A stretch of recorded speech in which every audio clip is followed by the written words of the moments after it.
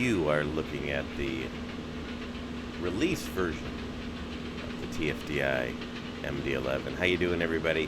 CJ here. I am your classic jet sim pilot.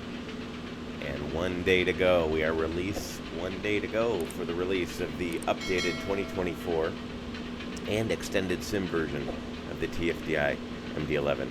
Wanted to get a real quick video in for you so y'all could take one last look before it hits the streets tomorrow. Tomorrow being January 12th. It's likely you're watching this after the 11th and on the 12th, so it is available. So if it's a bird you've been thinking about picking up or been wondering about, hopefully this and several other of my videos recently.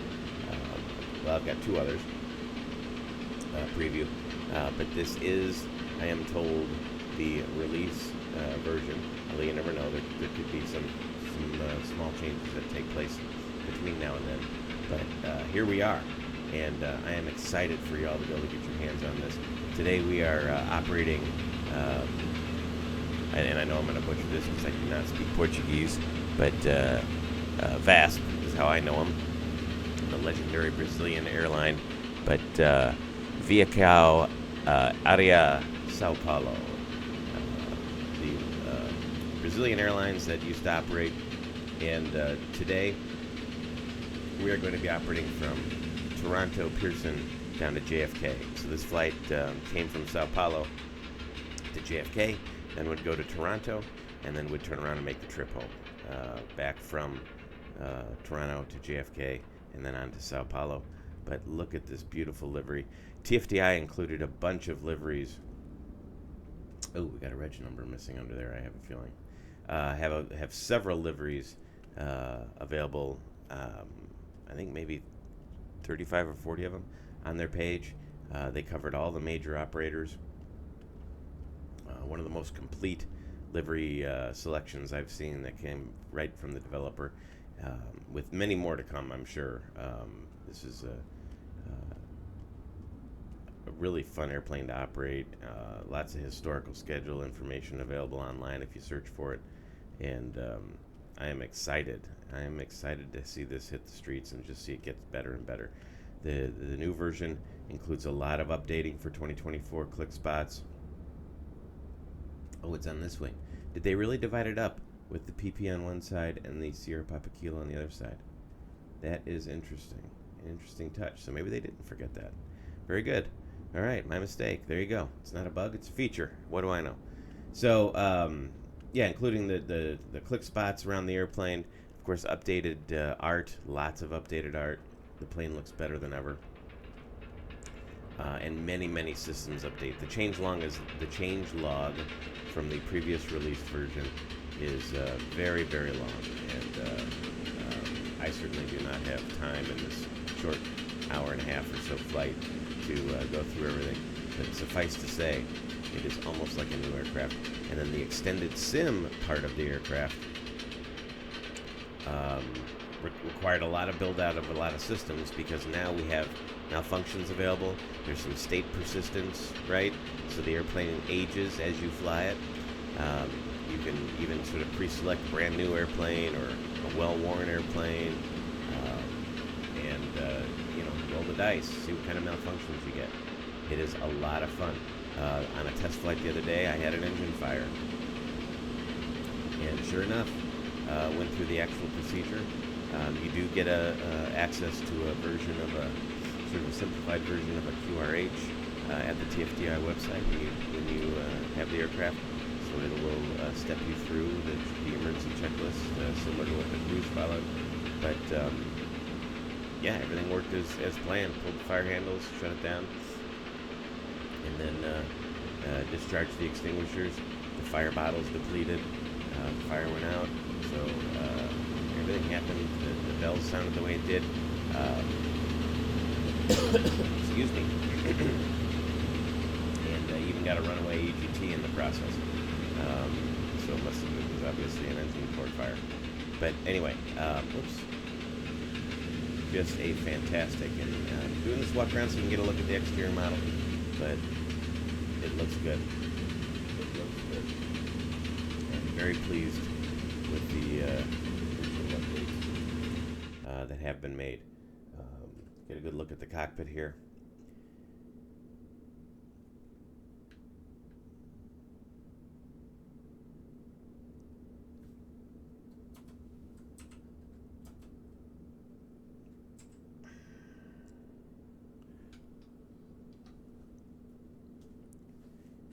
They've just done a very nice job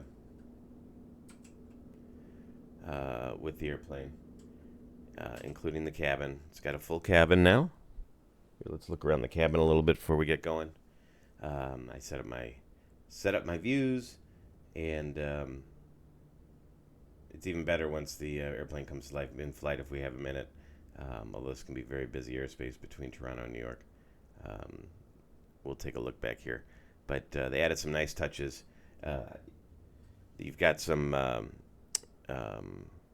window shades that go up and down based on, I believe I read that it's even done based on the solar load on the airplane.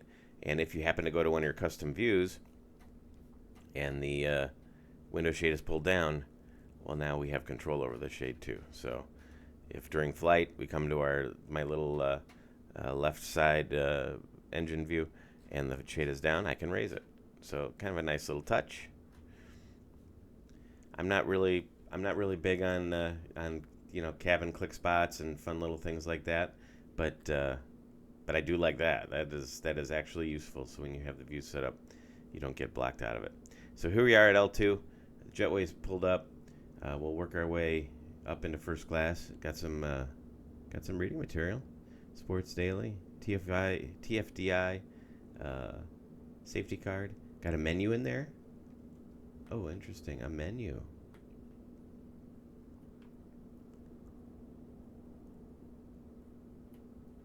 What do we have on the menu? Bottled water, apple juice, orange juice, cranberry, taro juice, lychee, green tea, English breakfast tea, jasmine, chocolate milk, white milk, Americano, latte, mocha. Nice.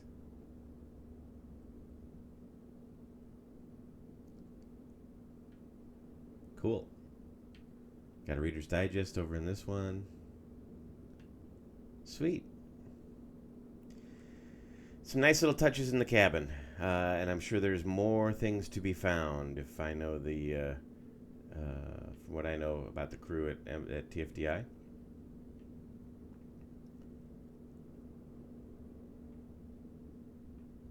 No entry? Well, here we go. And we are in the flight deck. The big flight deck of the MD-11. One of the best jump seats in the business with these giant windows. We've now got window shades in the cockpit, which is kind of nice. We did not have window shades before. But just there's the avionics access, which is also an additional escape route out of the airplane. If you need to get out of the cockpit, you can go down in the avionics bay and then out under the nose. But here we are. All right. Let's get to it. What do you say? We've got a flight to do, and we only got 20 minutes to do it. That's right. Let's dispatch the flight. We'll import our flight plan between Toronto and New York's John F. Kennedy Airport. We're here at Terminal 3 in Toronto. We'll do a quick safety check. All the maybe make sure my SPAD is hooked up properly. It is not. There we go.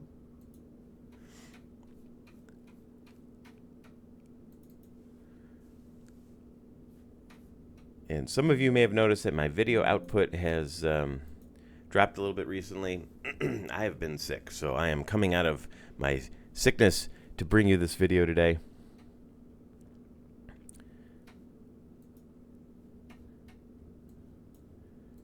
Because I am excited for this release.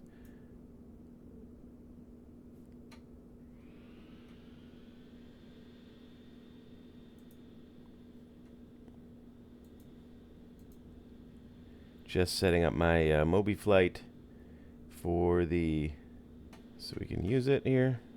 All right. I'm using the WinWing FCU to help control the GCP, the clear shield control panel. But let's continue on. Let's do that safety check. The fuel valve switches are off. The starter buttons are in. The reversers are down. Throttles are at idle. Speed brakes are down. Flaps are up, which is what I saw on the outside of the aircraft. The gear handle is down. Windshield wipers are off. Let's go ahead and get the battery.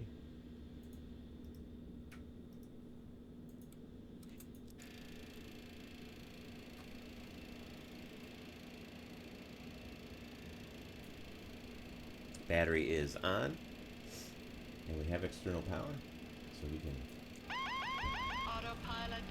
Get the external power going.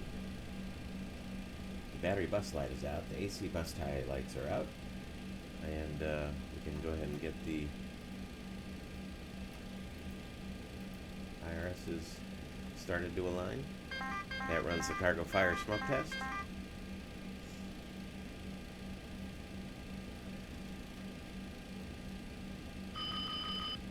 We'll do the fire test real quick.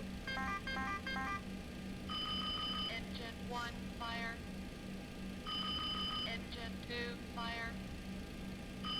Engine 3, fire. That's a good test. Now, in this airplane, with the operator whose operations I typically model after, which is not VASP, it's an American carrier, the APU gets started at least 30 minutes prior to departure. So once we do the fire test, we go ahead and get the APU fired up. Start the APU with this switch here. That way you can the APU will shut down from this panel as well. You can start the APU here on the APU panel, but then you need to shut it down from up here. It just makes it a little more convenient. So we'll go ahead and start the APU. We will get the FMC started. MD11, CF6s. Oh, I did not update the database after I loaded this airplane up. No worries. No worries at all. We'll initialize the IRS. We'll get that going. Let's check the two left. We got the power. We got the chocks on. That's fine. State of the aircraft. We did start cold and dark. And let's just make sure I've got the airplane set up the way I want it to. Systems wise.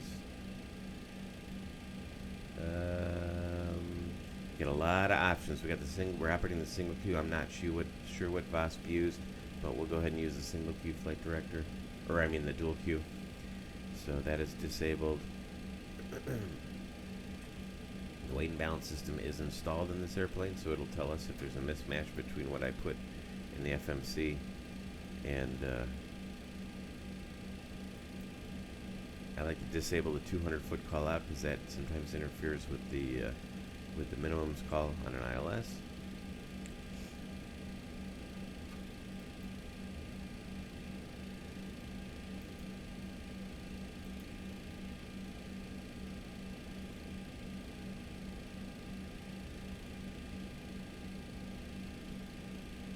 Realistic NFO, realistic parking brake, sync minimums, show physical throttle position, that's fine.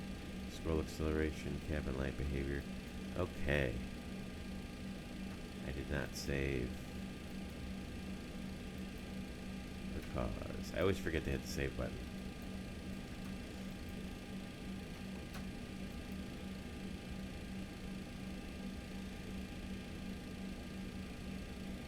Alright, we are ready. We can go ahead and set the payload and fuel so we can get out of here. And we are 240 people on board, so we'll make sure that is set up.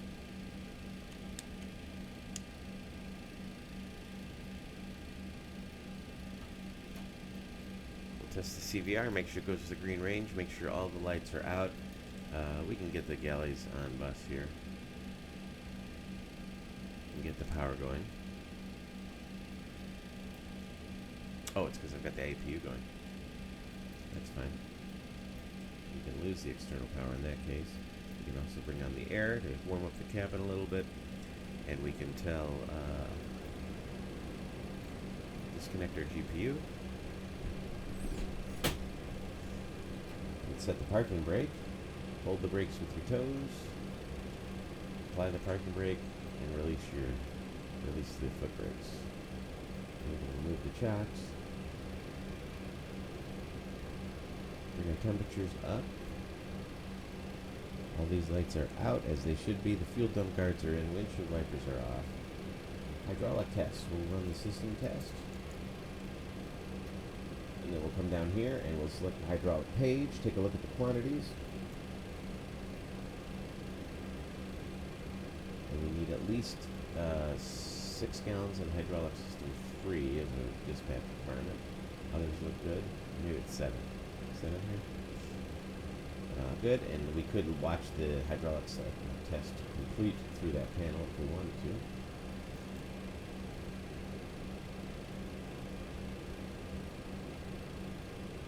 Got the different doors open, so that's fine. The electric panel will arm the electric power. The emergency power off light goes away. We are in automatic. The air panel. Move these to 10 o'clock. It is also in auto. The mask's deploy button is guarded and closed, or is not illuminated and is closed. The guard is closed. Fuel, we'll do the quantity test. 18 eighths, then 10 fives. And then on the engine page, here on the fuel totalizer,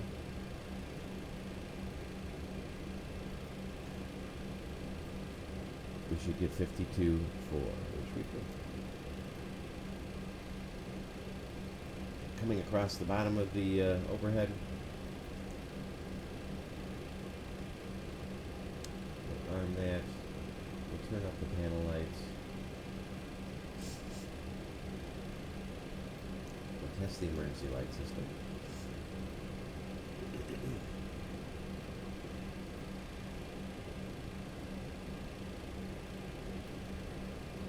And there's the emergency light test pass. Oops, sorry about that. That was my mouse. Turn on the no smoking sign. We'll leave the seatbelt sign off for now. The landing lights are off. We'll make sure the nav lights are on. Logo light is on.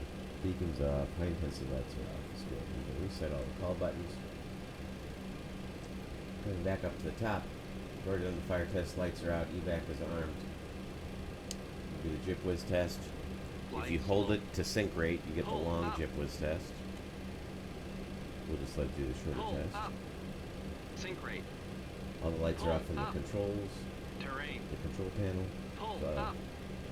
Don't sink. It's where LSAS is controlled and Too low. flap Terrain. limits. And, Too low. Gear. it's all part of the Too low. flight Flaps. control system. Too low. Terrain.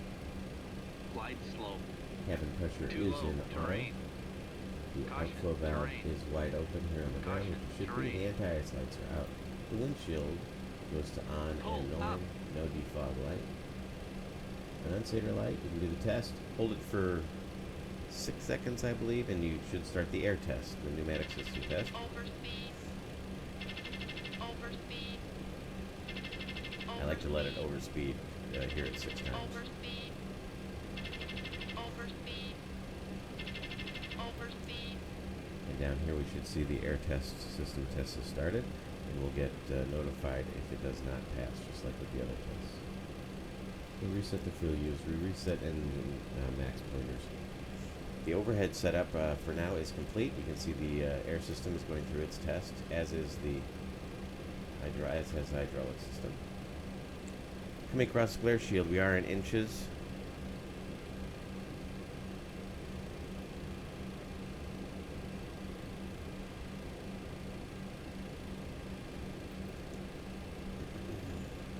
We are in magnetic on our side. We are in indicated airspeed. We are in heading. We are in feet. We are in vertical speed. And we are in magnetic on the first officer side. We like traffic, data, airports, do the radar test while we're down here. Put it into test mode. Come back up.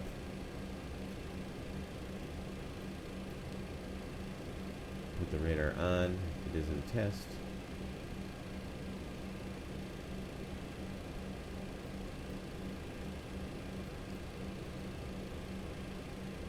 I should be getting a test pattern.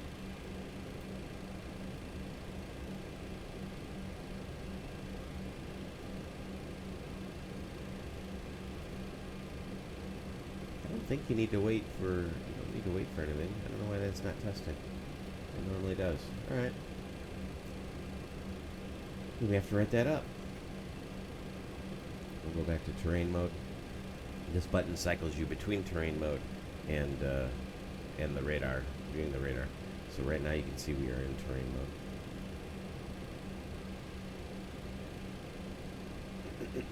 mode. We'll configure our GCP once we put in our flight plan. Continuing coming across, we're looking for static errors in the norm.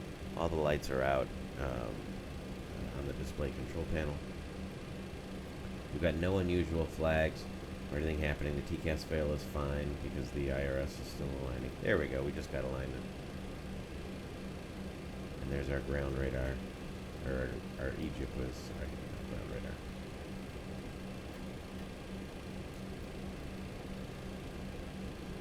There's the test. So maybe you do have to wait for the IRS to align. I didn't realize that.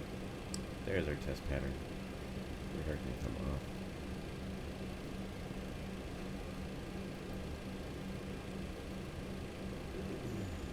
We are, let's see, our weather right now in Toronto.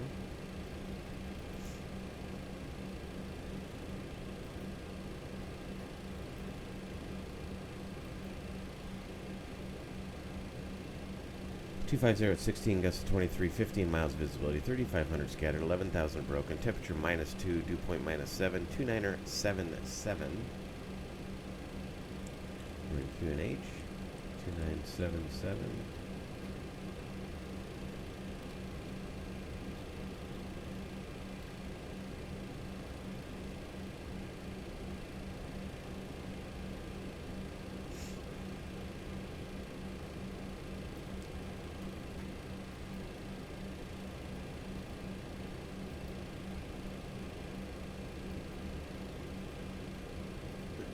The hydraulic pump is off. The auto brakes to TO. The anti-skid light is out. The brakes are set.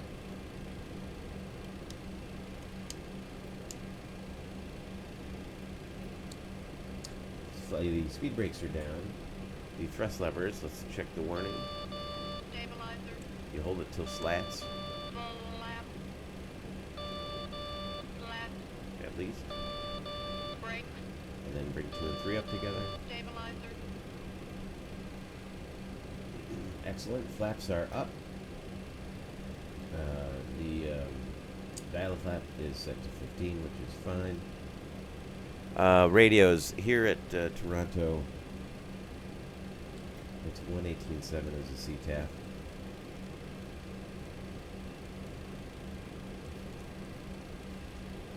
Just dial that up. And we'll ready Unicom. Number 1. 1 is up, 2 is up.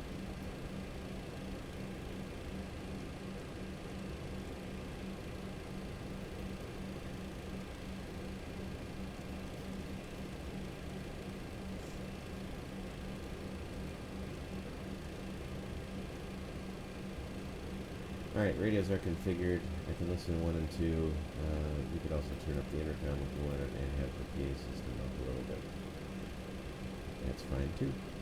Radar's been tested. Transponder, we will start running. We'll do the TCAS test. We've got good symbology.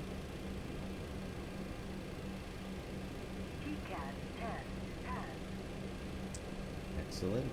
We're at 2,000. Above. We'll just put the transponder on it for right now. Third radio is set. Trim is at 0 and 0.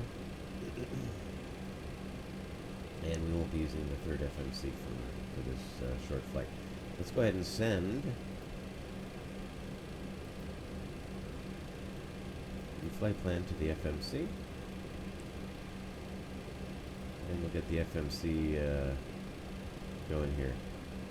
Yankee Yankee Zulu to JFK. Looks good. We are Victor Sierra Papa 889. Is our flight number? Yeah, it's our flight number. We'll put 0 in for the alternate route. That way we can manipulate the alternate fuel later on. Let's check our flight plan. I'm not sure how VASP did them, so we'll just take the numbers right off the dispatch. As far as if they used default cruise numbers or if they truly used cost index.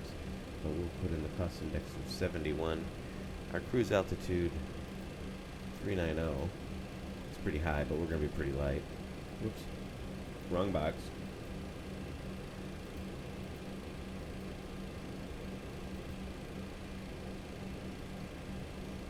Excellent. Temperature at cruise 390, double it. That's 78 minus 15 is minus 63, but it's going to be plus 2, minus 61.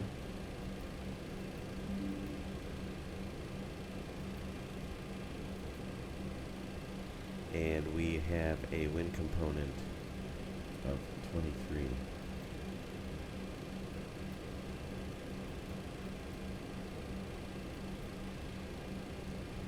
There we are. Our flight plan today out of Toronto looks like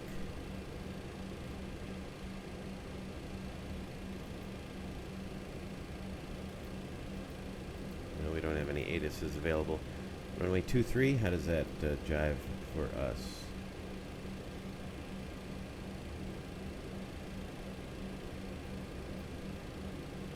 That's fine. It'll be an easy taxi up Alpha over to runway 23. So we'll plan on runway 23. Toronto traffic, Canada 92, taxiing to runway 23 by Alpha Lima, Alpha Hotel. There you go. 23, Kepta.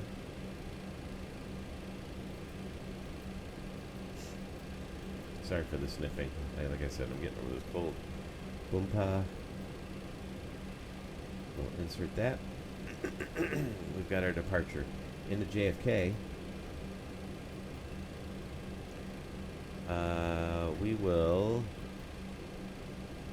What are they doing in real life there? Oh, there's a controller. Excellent. I didn't check to see who was on.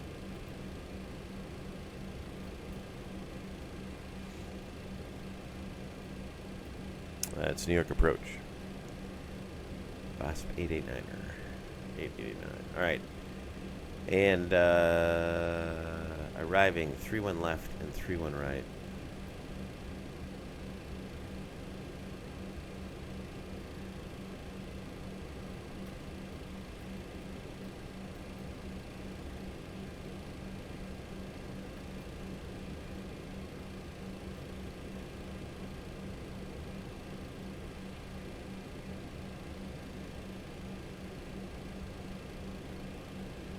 Guessing since they're departing off of 31 left, they'll probably put us on 31 right, and we're coming from the north.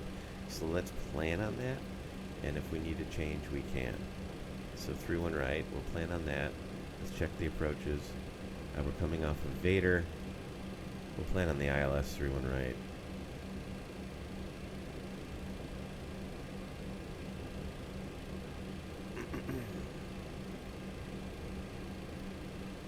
ILS 31 right. We could throw CATNet in there. We'll see what happens. So ILS 31 right.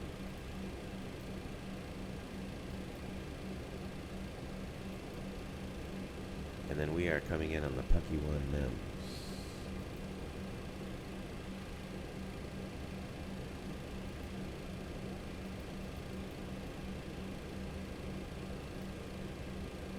And of course, stand by. We're gonna figure this out. Okay, we figured it out. Yeah, we're gonna use the Binghamton arrival instead, which we can do. Yeah, my bad for not updating. I just uploaded the newest version of the TFDi, and I did not go into the Navigraph hub. So, my bad. But we figured it out. Just changed our route. Our star now going into Kennedy will be Binghamton. So it takes us a little farther north, a little bit longer of a flight, but not a big deal. Our cost index has changed to 82. We're still going to 390. Let's see, we're still at +2, so I already did this math. What was it? 39 is 78 minus 15 is 63 plus 2 is minus 61. And we have a headwind or a tailwind of 23 knots. So we'll put that in the temp and headwind. Cost index 390, we're there. Flight plan out of Toronto.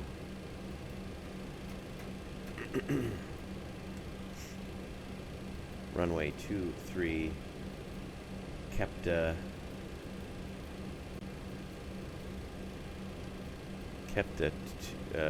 well, now it's Kepta 3, but Kepta 2, Bumpa, insert,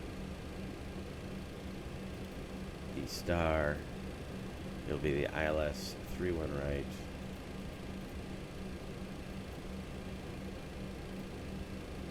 Todd, Binghamton, over Binghamton. So we'll come over here, we'll select the ILS 31 right, just throw KTOD in there, it doesn't matter which one we use, we'll be on a vector anyway, I'm sure. Insert that. Alright, we've got our flight plan in. We normally go to plan and confirm everything. As long as I'm getting to IGN, or Kingston, sorry, not Binghamton, it's Kingston, is IGN. Kingston arrival.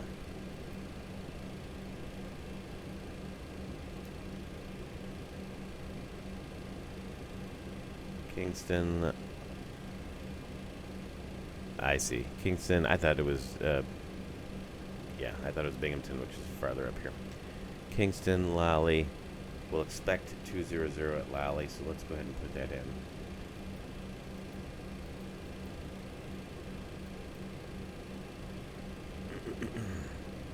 And then Lendy, 250 and at 190 knots.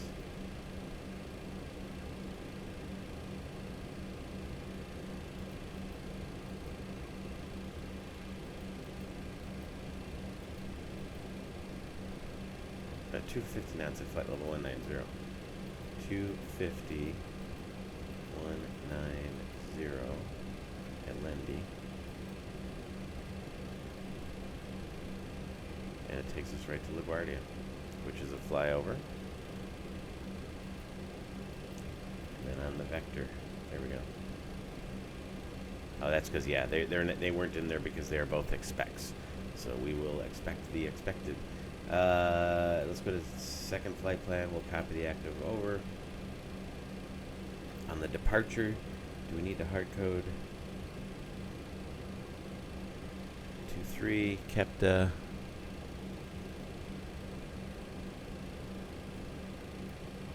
Runway 23, 237 to 1100 feet, right turn to 245. That's easy. And we'll plan on 5,000. In case we get some ATC.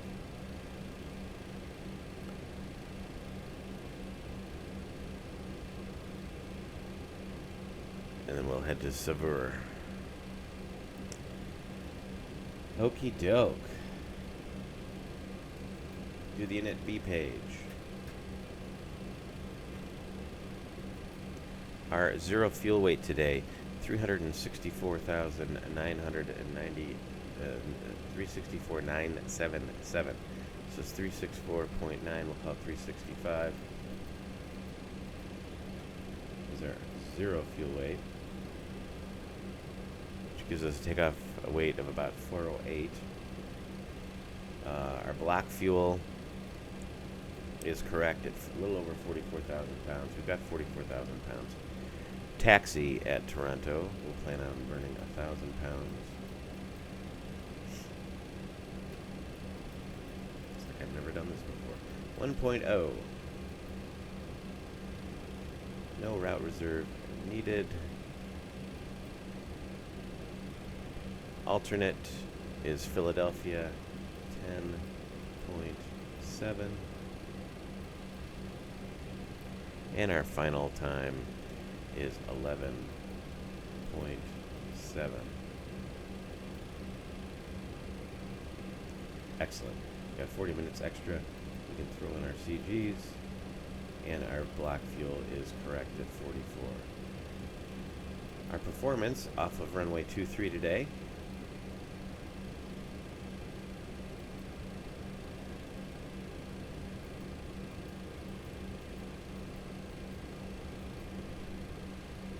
Get the weather information.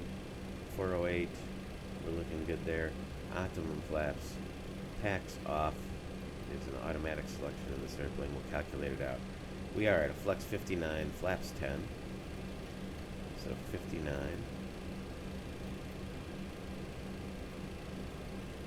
Flaps 10.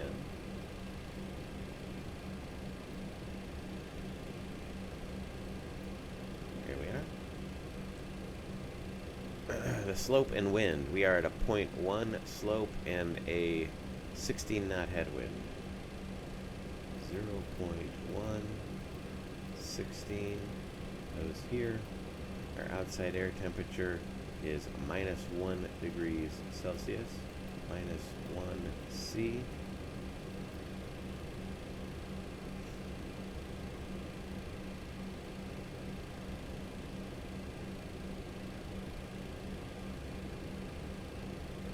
And our flap setting is 10.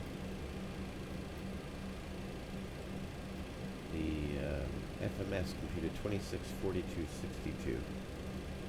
2842.62. So we'll do that. 128. 42.62. Alright. Looks like we're doing an NADP 1 departure out of Toronto. I don't know. Let's see if there's a note about that.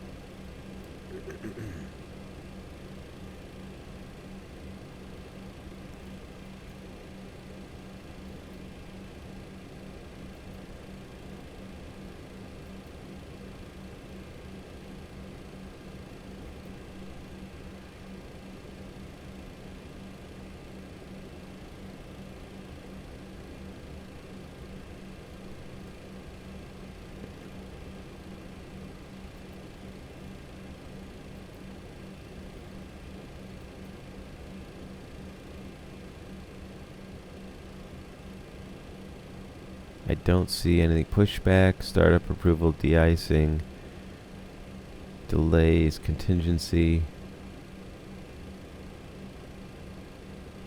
low vis. I don't see anything about that. So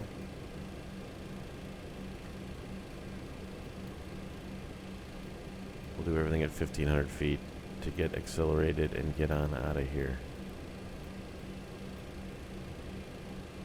So 2,069 or so. Yep.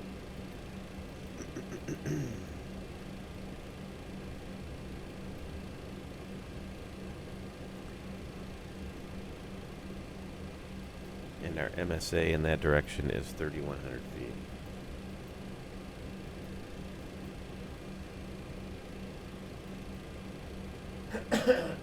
Our clean speed is below 250 knots, so we're good there. So 162. Or clean speed are 250 knots. We can have 250 knots there. The runway heading out of here is 237. So we will set that in.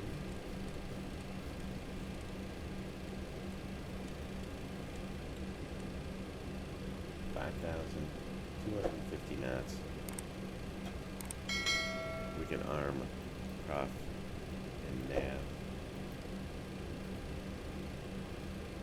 Prof Takeoff is armed. ATS is up for now. We're good to go. All right.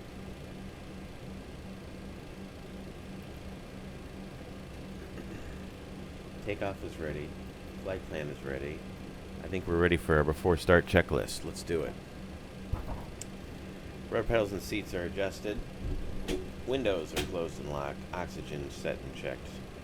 FMS McDo initialized and checked. Our IRSs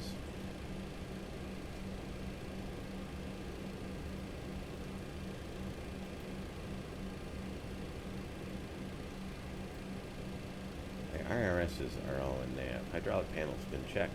Fuel panel quantity and distribution 44,000 and balanced. Emergency light switch is armed. No smoking sign is on. Evac switch is armed. We're going to go ahead and turn on our seatbelt signs. AFS control panel is checked. Cabin pressure panel is checked. Windshield anti-ice defog norm on. Defog light is out. Glare shield control panel is set and checked. 250 knots. 237 is our initial heading. Bank angles in auto. 5,000s are top of the SID. Systems display control panel is checked. EIS and bugs checked. Set and cross-checked. Standby flight instruments are checked. Gear handle and lights down for green. Brakes and pressure parked normal.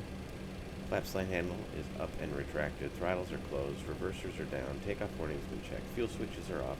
Radar is off. Transponder standby. Well, it's set to transponder and 2,000. Set. Aileron rudder trim 00. Shroud harness is on. Flight attendant briefing has been done. Seatbelt sign is on. Status page is checked. ACARS fuel, nothing to update. Logbook and flight forms on board and reviewed. We are ready for pushback. Let's let GSX know. Let's take a look real quick, see if we have any traffic at the airport. I see a WestJet hanging out near us. Over there. But meanwhile, we're over here at Charlie 30. And we'll announce our pushback here momentarily.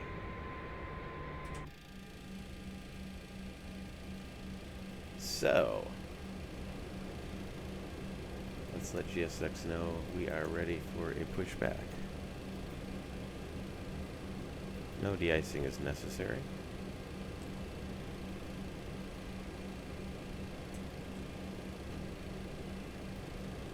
Hydraulic pump 1 is on. Door alerts are checked. Beacon nav lights.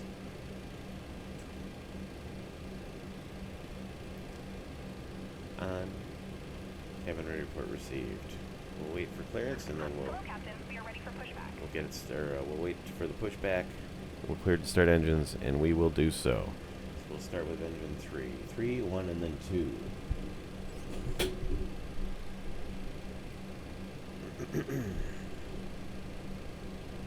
Toronto traffic, VASP 889 heavy. We're going to be pushing back off of Charlie 30.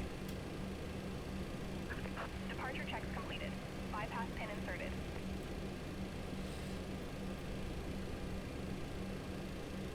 Taxi lane 4. We'll want to push back and be up here. That way, if the WestJet comes out, he could push back and come out taxi lane 3.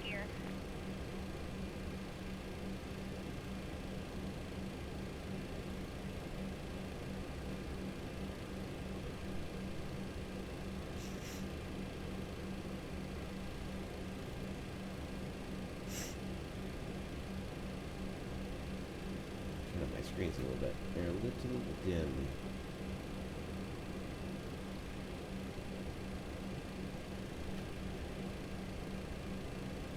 Southwest on 4, Bravo.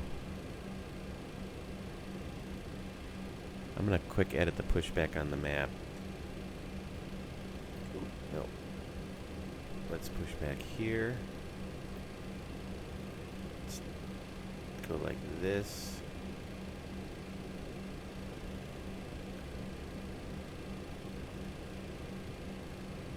I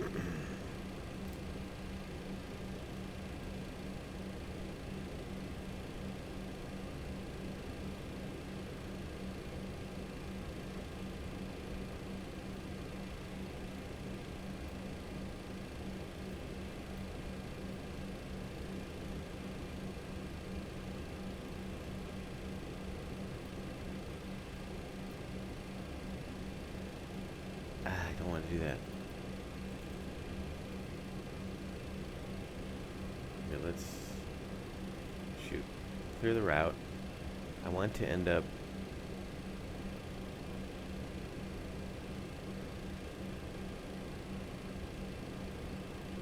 here. Turn it around.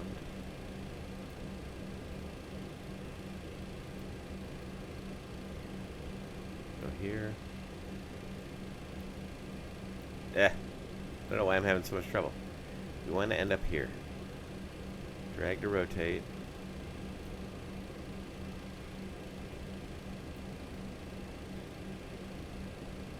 But I do want to come out of the jetway a little bit before we start turning. Alright, we'll do that. Save the route. Release parking brakes, please. Release by tapping the toe brakes. Commencing push. Here we go. All engines clear. Start at will. As soon as we are clear of the jetway, go ahead and start with number 3. Today is an odd day, so we'll use System A. Turning 3.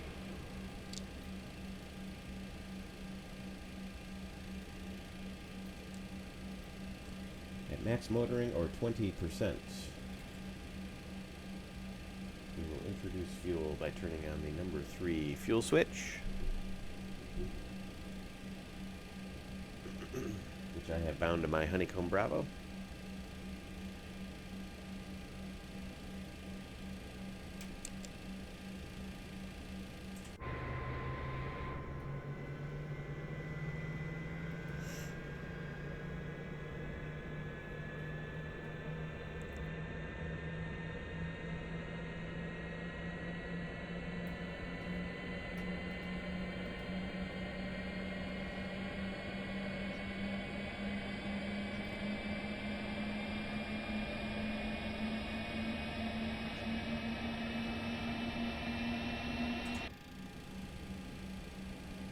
Alright, we got the rollback. Let's start number 1.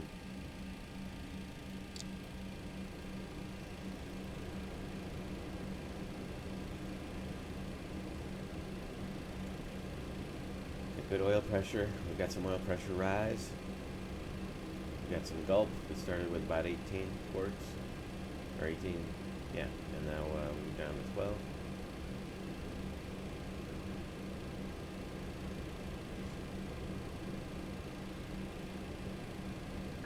Please set parking brakes. Brakes are set. Unlocking gear. Reduce the fuel.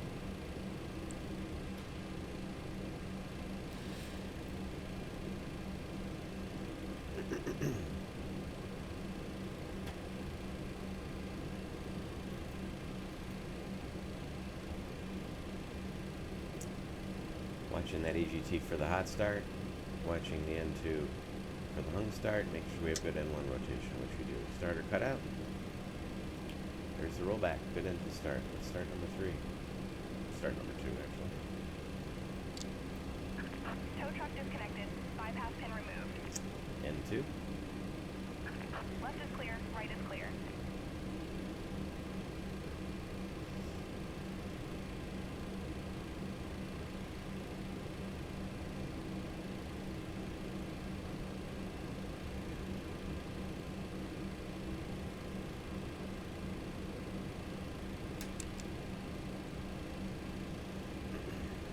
Got light off. Like I said, I had actually a runaway EGT and an engine fire during a start process the other day. So in this airplane, you got to pay attention, just like all the good add-ons. You can have malfunctions.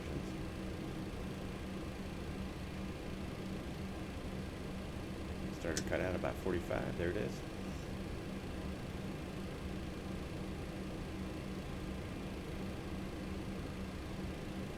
Alright. Looks like we got 3 good engine starts. We'll power down the APU by turning off the APU air. We'll come down here, arm the speed brakes. Bring our flaps to our flaps 10 takeoff position. Come the slats.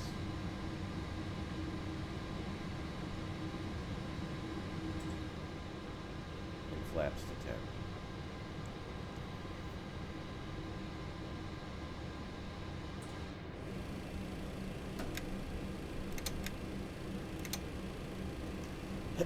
Excuse me. Alright, we'll run through our pages. Hydraulic panel. Hydraulics look good. Panel looks good. Electric. We've got 3 good generators. No lights. Air panel. Got 3 good sources. Looks good. Fuel panel. Good quantity. Good burn rate. Good pumps. No lights. Do our control check. We look for 3 greens. 3 greens. 2. 2 greens. And the rudder. Full left. And 1 green. Very good. Our takeoff trim, stab trim 4.9.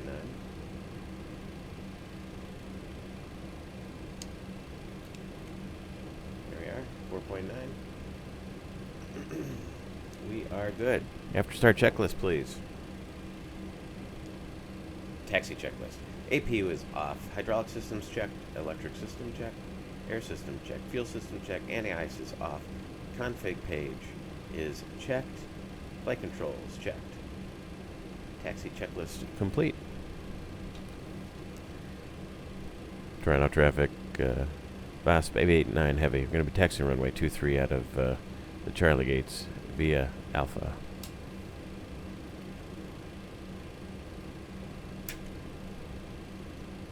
Brakes released. Clear left. Clear right.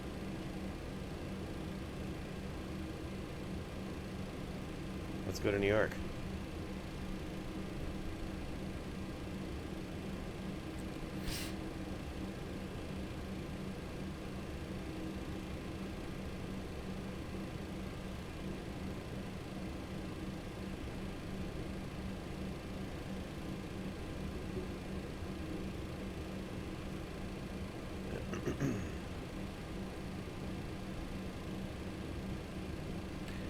Here we are coming out at 4 Alpha.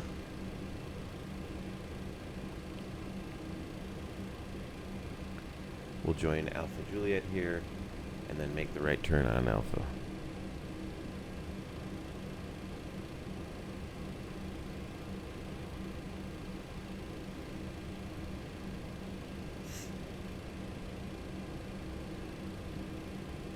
So far, I love the update. Airplane looks good.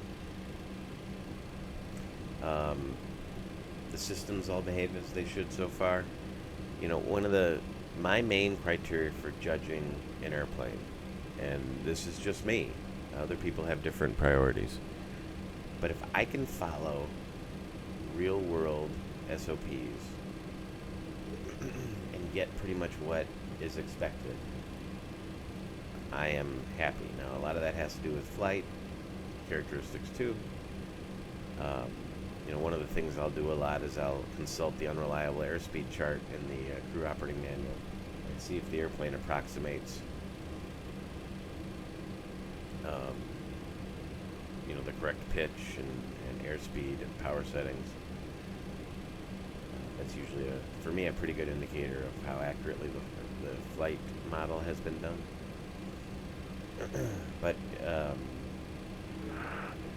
Pearson traffic, WestJet 711 pushing back standard Charlie 25, nose left on release point 4 Charlie, Pearson traffic. was that WestJet that was with us. Anyway, so there I was able to go through a fairly prototypical before start and start procedure, following a real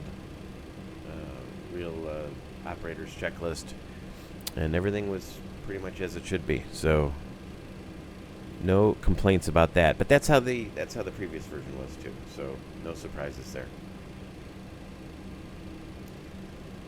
The sharp-eyed among you may notice that the V1 here is in white and the other two are in magenta. That's because I input the V1 speed because it was 2 knots off. You're allowed 1 knot difference between them. After 2, you need to put it in. And so we're looking at 28, 42, and 64. Let's go ahead and do the before takeoff check. The GCP is set 250 knots, 237, 5,000 feet. We've got no ATC, so we'll just plug that right under the 390.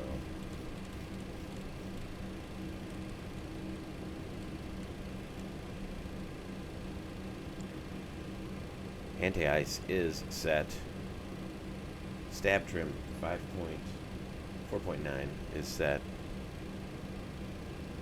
Spoilers are armed. Brakes are on takeoff. Flaps and slaps. Flats and slaps. Flaps 10, flaps 10, flaps 10. Takeoff data bugs set. Runway 23. 128, 142, 162 is set. EAD. Alerts are checked. Green box. Transponder and lights to go. We'll turn right on hotel up here.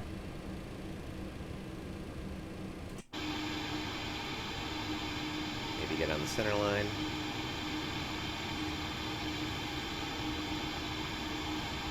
Typical wintry day here in Toronto.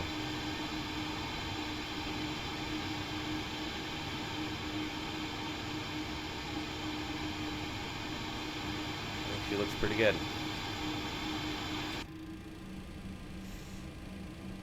Right turn on hotel.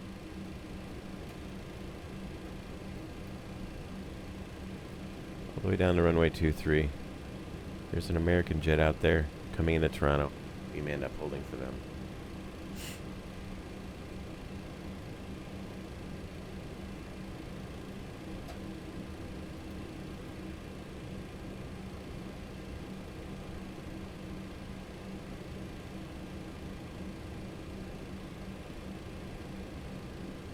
See the windsock reflecting the blustery conditions we have in Toronto today.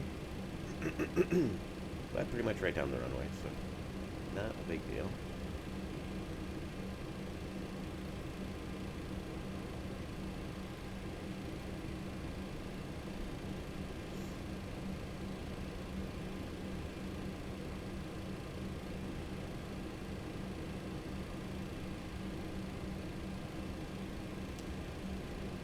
Pretty much only taxiing on the center engine. Number 2.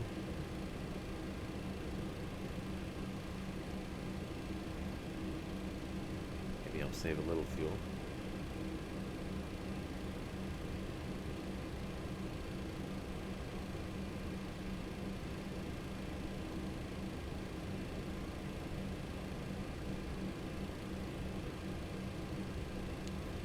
Toronto traffic, VASP 889 heavy. We're going to be holding short, runway 23.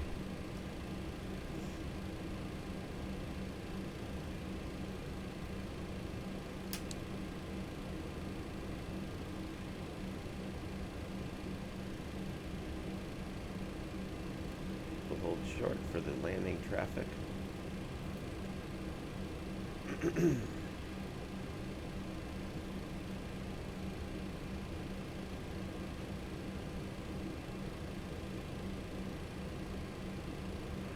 Montreal traffic, Pearson traffic, WestJet 711, taxiing out of release point 4 Charlie. We're going to do the 180 from 703 to Alpha Juliet, then Alpha to then Hotel to holding point in Quebec, runway 23, Montreal off, Pearson. American 4347 at Toronto, are you on free?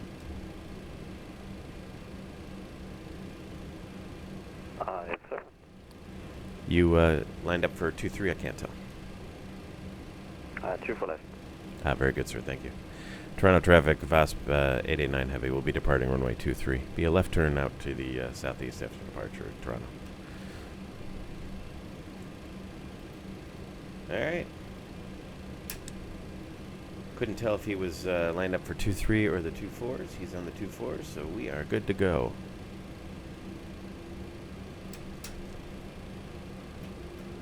Lights.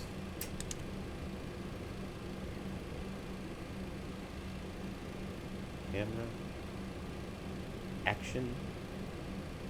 I see runway 23. Final is clear. Excuse me.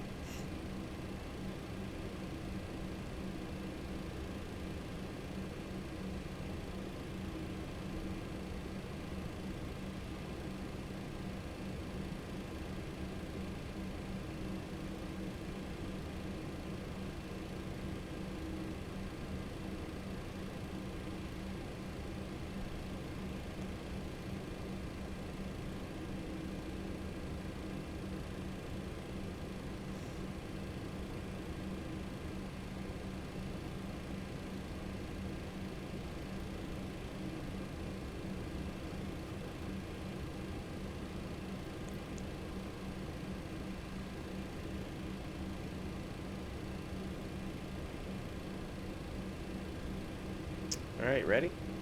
Take off.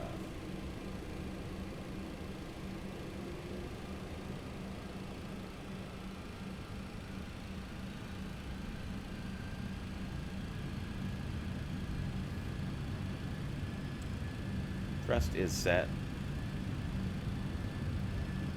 100 knots. B1. Rotate.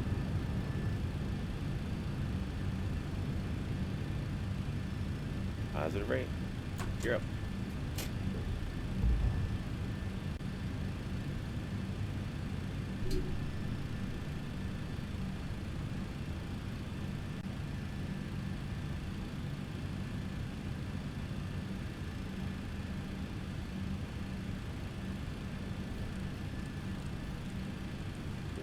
Feet.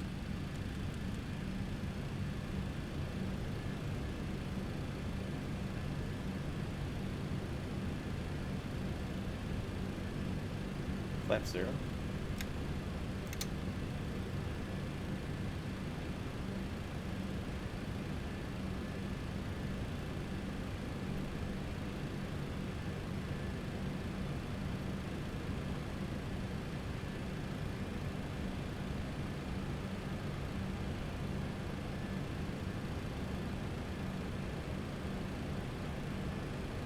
Correct flap. Slats.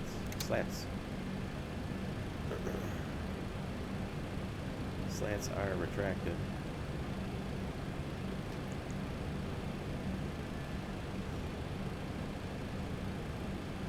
And right up to 3. Let's go direct seek it. Stabilizer motion. No need to make that sharp turn.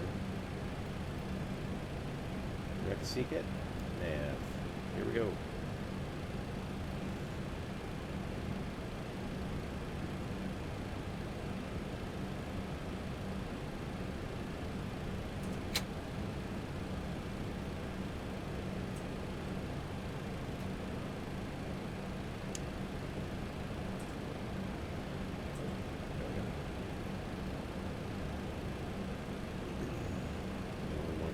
Seek it.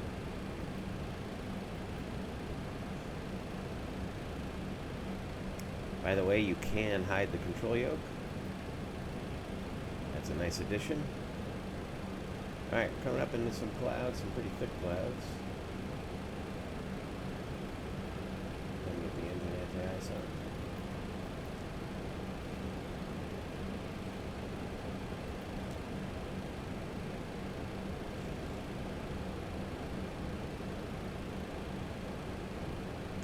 Pretty good rate of climb, huh?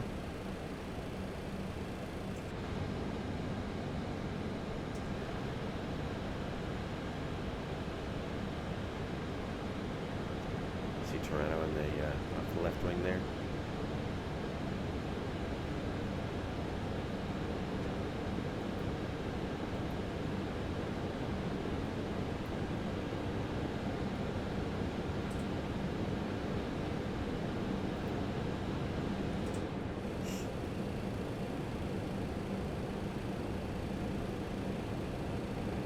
Pearson traffic, WestJet 711, landing up and departing on 123,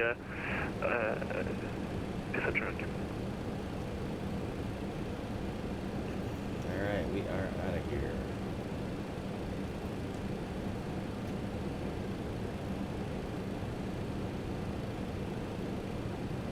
Normal surface de-ice. Just for a minute, because we picked up a little bit on our way out.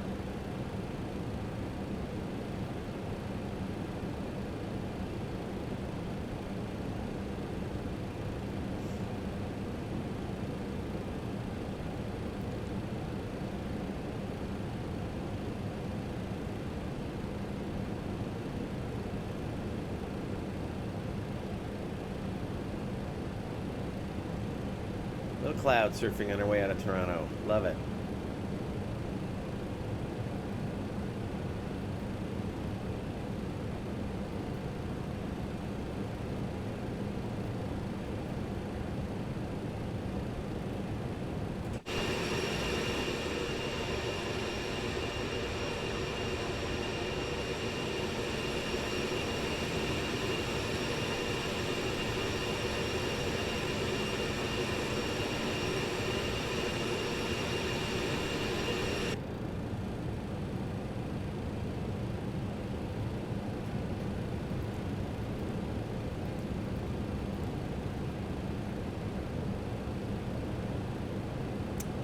Little cloud surfing.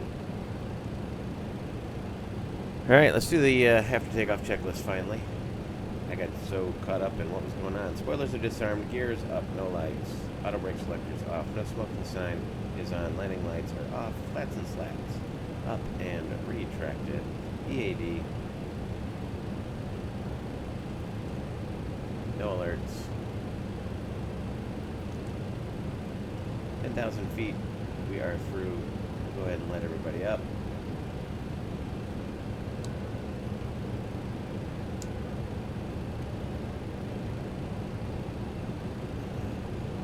For a quick flight down to New York, we'll get them some beverage service.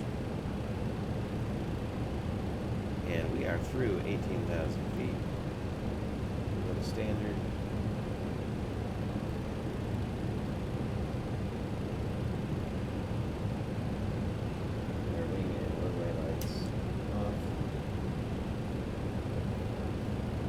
Center dial a flap back to 15.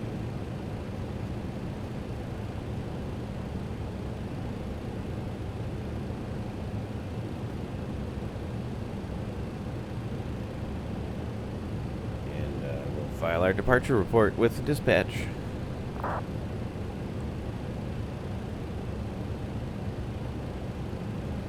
Excellent.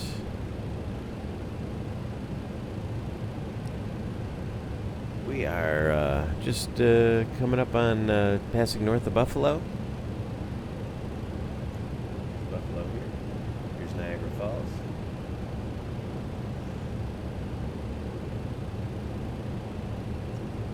On our way up to 390 for this relatively quick flight. New York approach is online.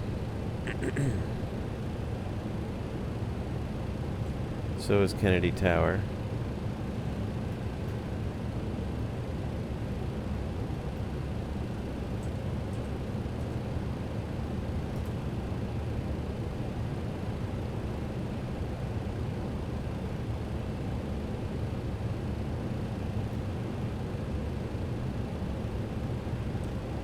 Looking it up to see what gate I can expect at Toronto. I mean at JFK. It looks like Terminal 2, the Bravo gates.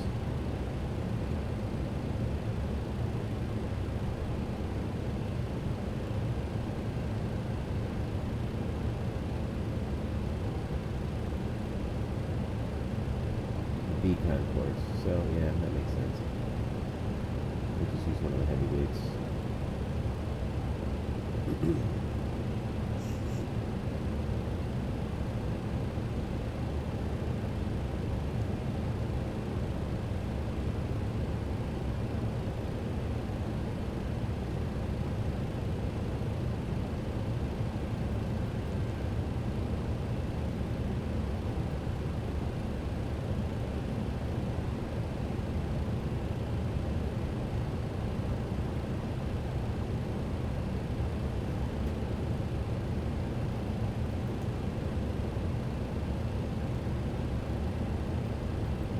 Houston 1 arrival.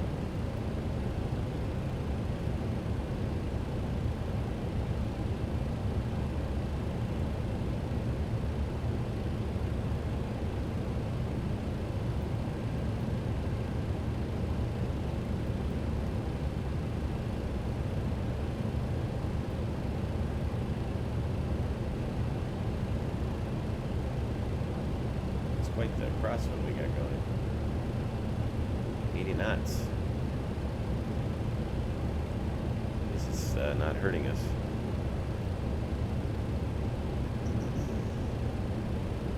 Altitude is good.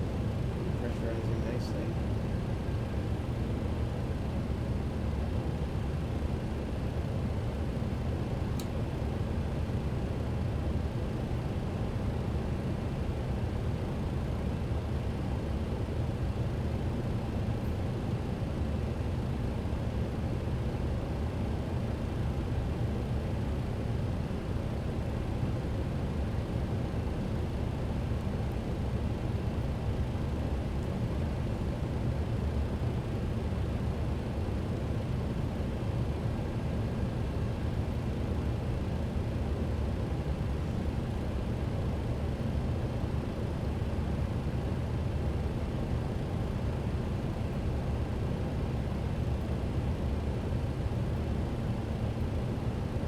After arc, we'll start now. Okay, so we'll have a few minutes. Looks like our top of descent is 4 minutes past the hour. So, well, 10 minutes or so at altitude. Probably a little aggressive for this flight, 390, and in reality, they'd probably keep us lower anyway.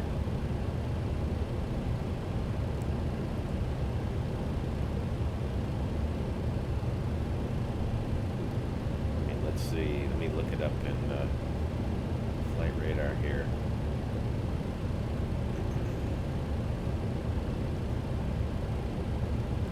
I checked the route between Pearson and Kennedy.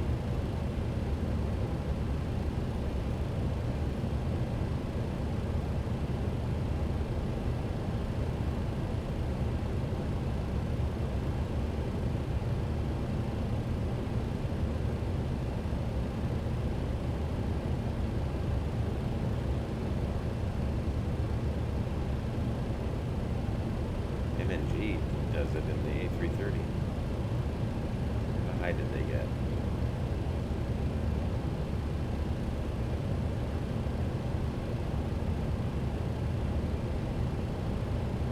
About 33,000 feet. So it's not too crazy, but that's about it. You can turn off the terrain. You can turn on the radar if you like. There's really no weather to speak of.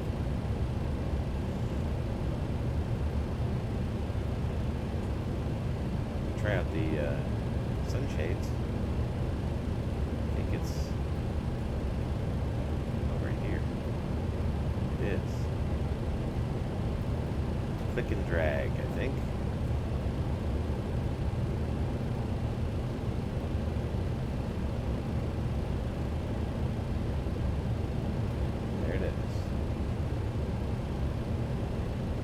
Doesn't seem to do a whole lot. It'd be nice if there was a way where when you have the sunshade in front of it, at least it cuts down on this glare effect.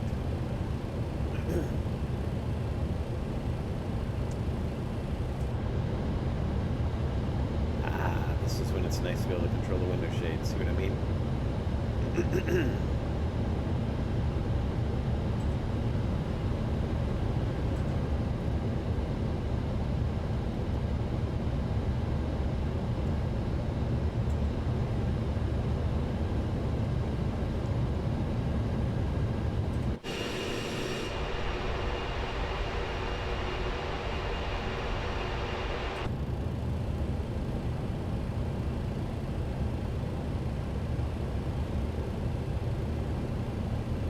We'll make the right turn here over Avon,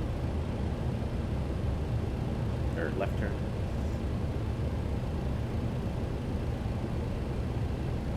Look at that, we're through 360, we're still climbing at 1,500 feet a minute. At Mach 8.2.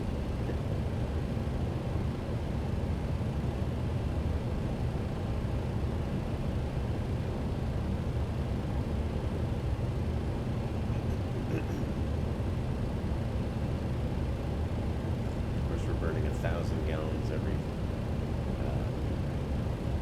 20 minutes. Was not exactly fuel efficient. Was its main undoing, right? Because when American, one of the first customers, and they ended up canceling their order and really being disappointed in the performance, which is especially interesting because, oh, that's cool. You can flip them up. Nice. Oh, got some weird cutoff with the buttons here. Again, minor. Cosmetic. I can slide it too. No.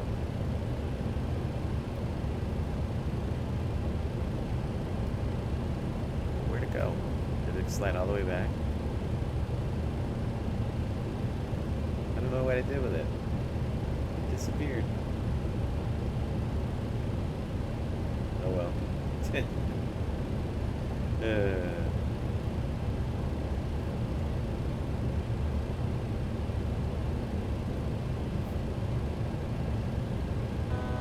Altitude.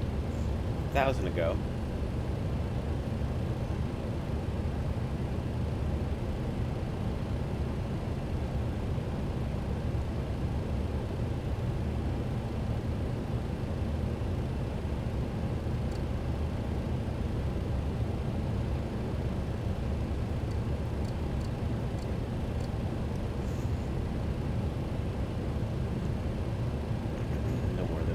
Feet per minute for that last 1,000. See if we can move the VS mode. Make for a nice comfortable level off for the folks in the back. We'll be floating around low 36.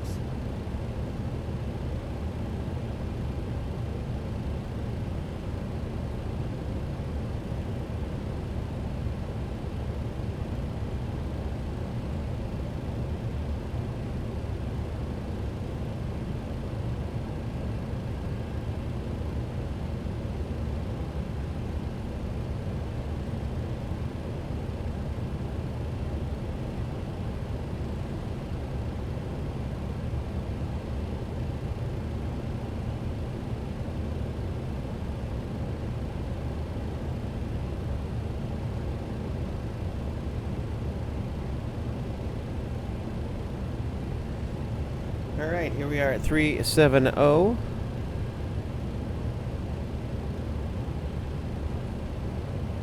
No cruise checklist other than any ACARS codes we need to send for delays, departure, anything we need at the arrival. So we will just settle in here for the 30-minute cruise.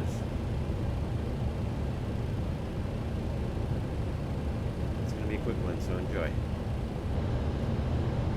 Actually, while we're at cruise, let's take a minute to look around the cabin, give you all another look in case you didn't see it in my other couple of videos. So,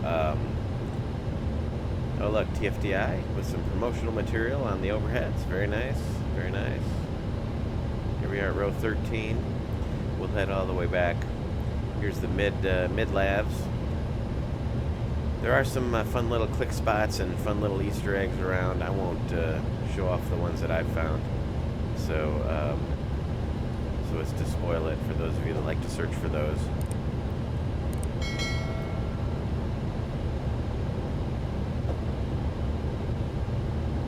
I might show this. Oh.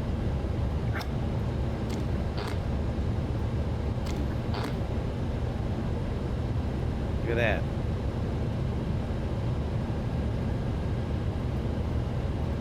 Oh, no flush button. Uninstall.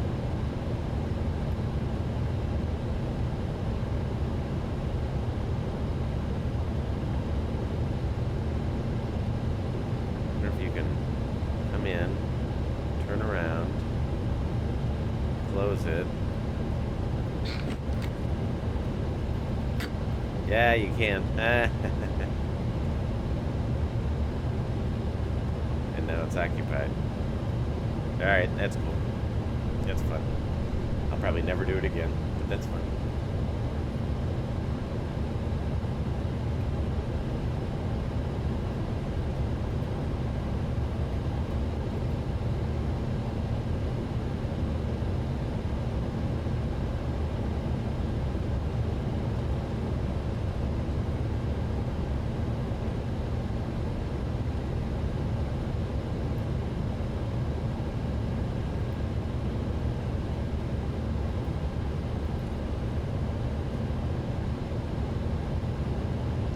I know people love their cabins and love their quick spots, but I spend so little time back here. Fortunately, TFDi did not do that, in my opinion, forsaking the qualities that make this airplane so great. It hand flies wonderfully. That is definitely one of its strong suits.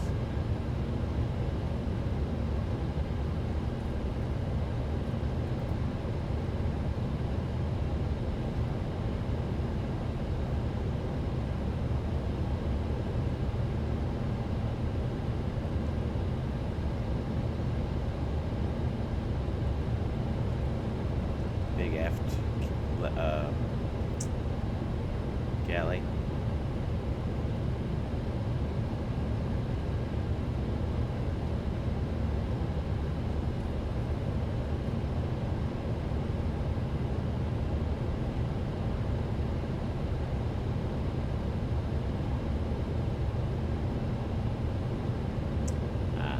Very good. I said I wouldn't show off some of the Easter eggs. I guess I am showing a couple of them.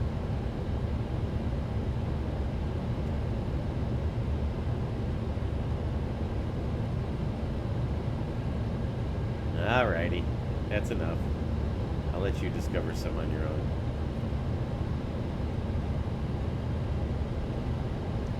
It is fun though.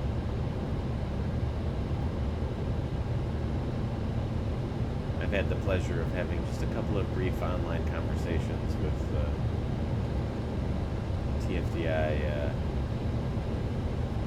CEO. I believe he's the CEO, Colin, and he seems like a very dedicated. I can see where just in those very brief, like I said, online text conversations, and also watching his couple of the videos they did, I can see where he likes to, he's got a good sense of humor and likes to have fun, as well as his dedication to creating one of the best MD-11s we've seen in the sim. And there have been some good ones, so I happen to think that the TFDi ranks right up there. The first class cabin, or business class cabin, perhaps more accurately.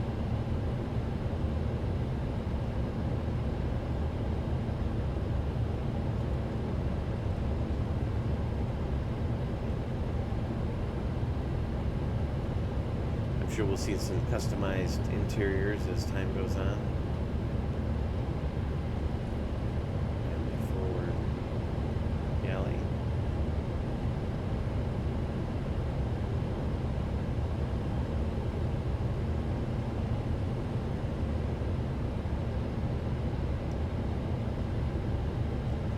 All right. Nice little cabin tour. Meanwhile, we'll hold up here near the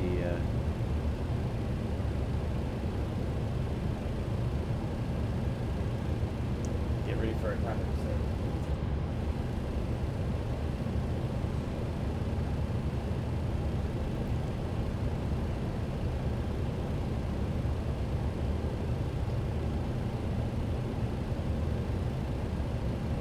In fact, let's talk about our arrival. We already discussed it a little bit. I did a little bit more briefing on the arrival than I normally do, just because it is such a short flight. But once we're direct to Kingston, We'll cross Lally at flight level 200. We'll dial up New York approach 120.8. We'll get a feel for what's going on there. So we'll tap the radios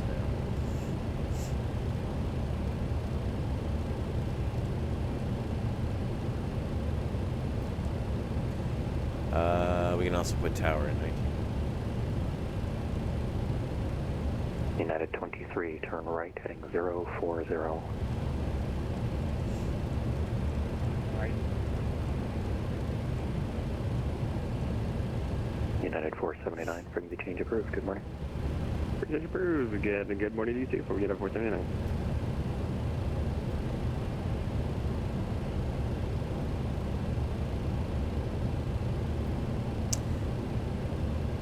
Lally through 200, which I have hard coded in.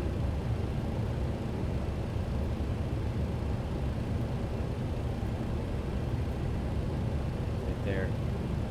Lendy 190 and 250 knots. Lendy 190.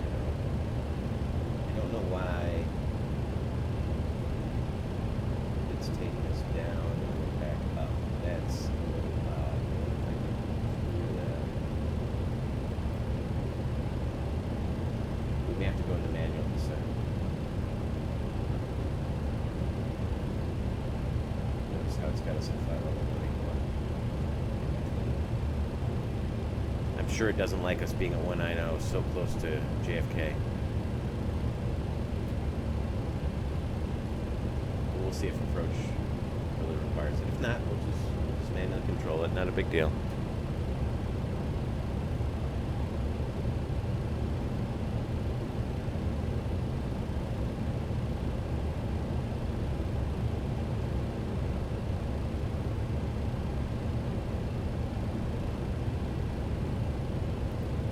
United 23, turn right, heading 040. Right. ILS 31 right. We'll intercept. I'm sure we'll be on vectors. We'll intercept at probably around 3,000 feet and 3-degree glide slope down to 212 feet in lumps. Barrow 212. The weather in New York right now at Kennedy is information Golf 280 at 9, 10 miles, few at 1100, few at 7,000, 9,500 broken, 17,000 broken, temperature 72.4, altimeter 2983. 50 degrees. Speed 180. Select for 40. Put that in the standby as a reminder.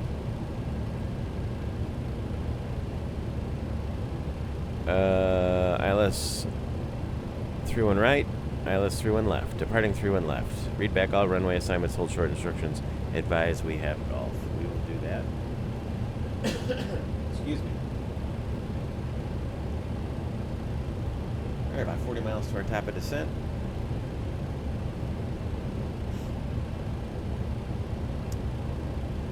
Gotta remember, we're VASP 889 heavy.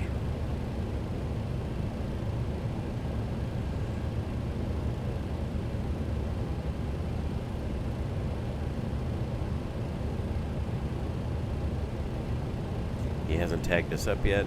We still have a squawk code of 2000.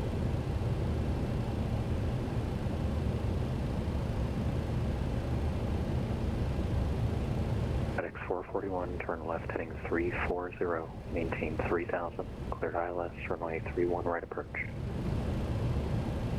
Left heading 340. Maintain speed. Cleared ILS. FedEx 441.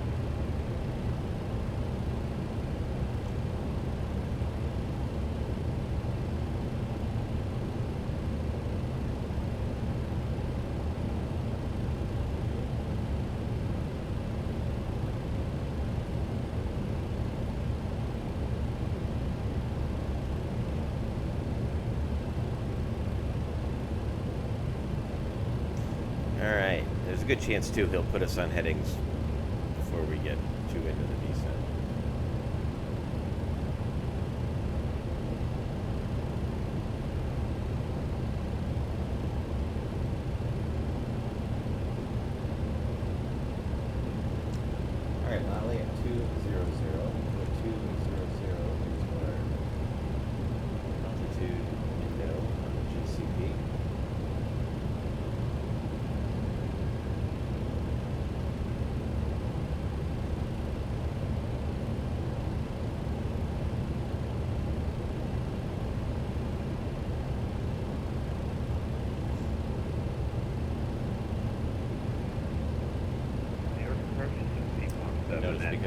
speed. How it's got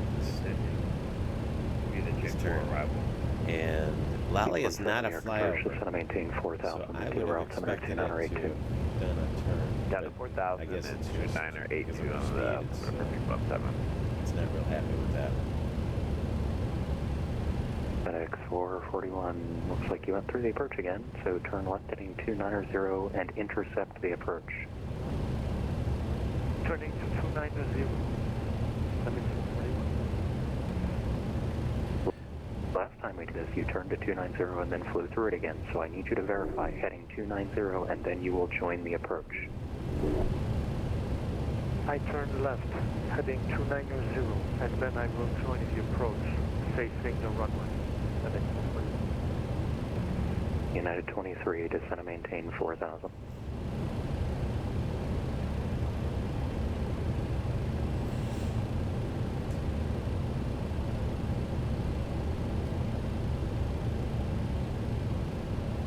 Got a cargo lux behind me.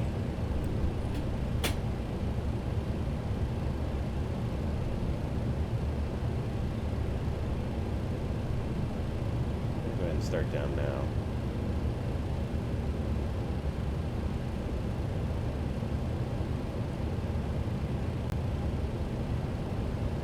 New York approach, this is United 4442. Descending to cross speed pad 7,000. United 23, turn right heading 180. Right. United 4442, New York approach, expect the ILS 22 left approach, descend and maintain 7,000. You turn 7,000, we're set up for 22 left Newark, United 4442. FedEx 441, contact Kennedy Tower on 19.1. Contact Big Tower, FedEx 441.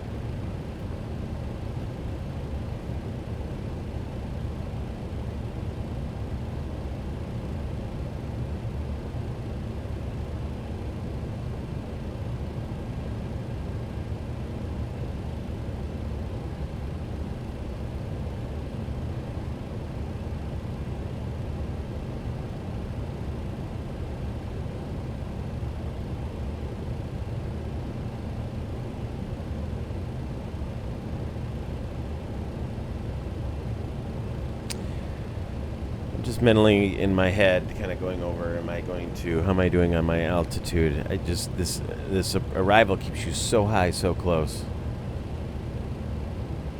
The cargo lux behind me has already started his descent, although he may be on a different arrival. He's probably flying the original arrival we had, because Captain Knucklehead United here 23, descend and maintain didn't 3,000.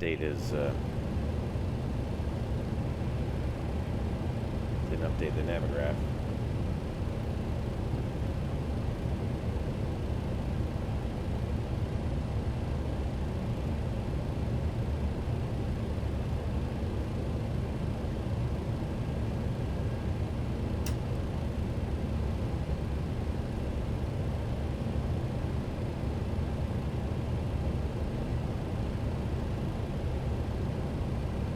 United 4442, flighting 090, descend and maintain 6,000. Heading 090 and then down to the 6,000, United 4442.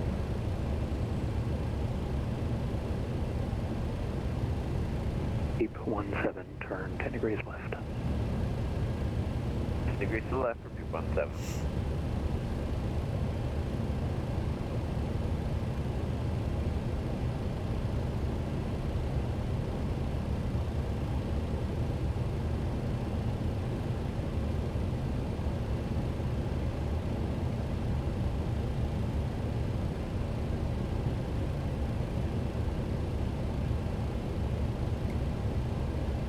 United 23, 3 from Izico, turn right heading 190, maintain 3,000 till established, cleared ILS, runway 22 left approach.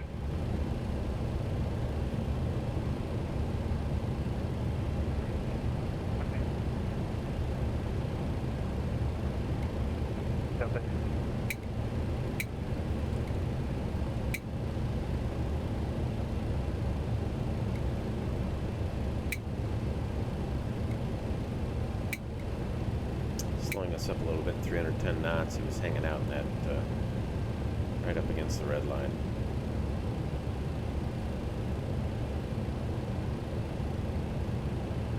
York departure, Speedboat Concord 182 Heavy, 2000 landing. Super Concord 182 Heavy, New York departure, radar contact, turn left heading 100, climb maintain 1000. Turn left heading 110 and climb flight level 110. Oh, sorry, altitude 110. 182. Morning approach, VASP 889 Heavy. We're over Yoda, descending through flight level 2 on the 5. I got 889, what's the phonetic? It's VASP, Victor Sierra Papa 889 Heavy.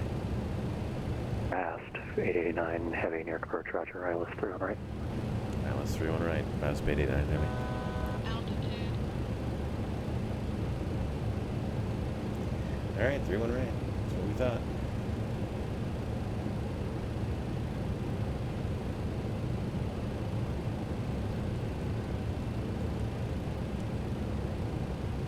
Make the sharp right turn to Lally. We're coming up on 200. And for VASP 889 Heavy, we were planning on the Lally at 200. Does that work for you? Affirmative. Very good, sir.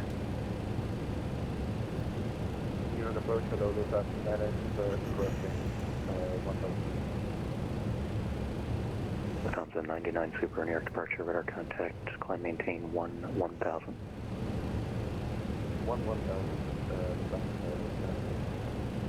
Speedbird 182, proceed direct ship, climb maintain 2000.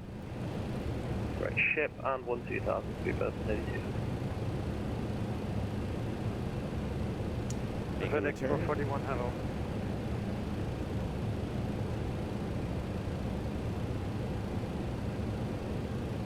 United 23, runway 22 left, clear to land.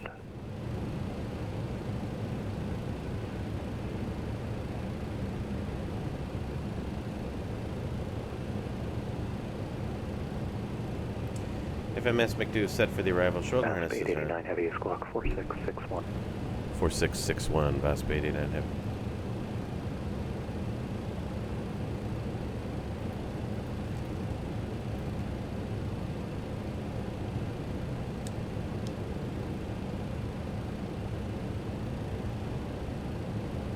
Thompson 99 Super, turn left heading 050, climb maintain 1000.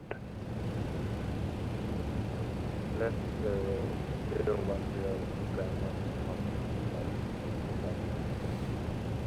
Verify heading 050. 050,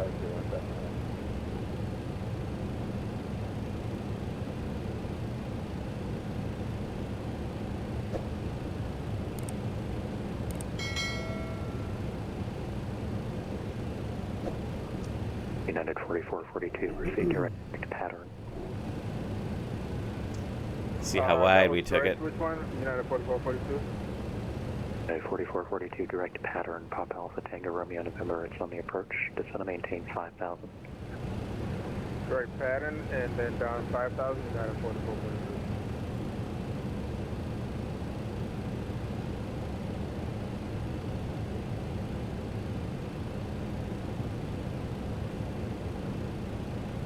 VASP. Is it VASP or is it VASP? I feel like Americans would say VASP and Brazilians would say VASP. But I don't know.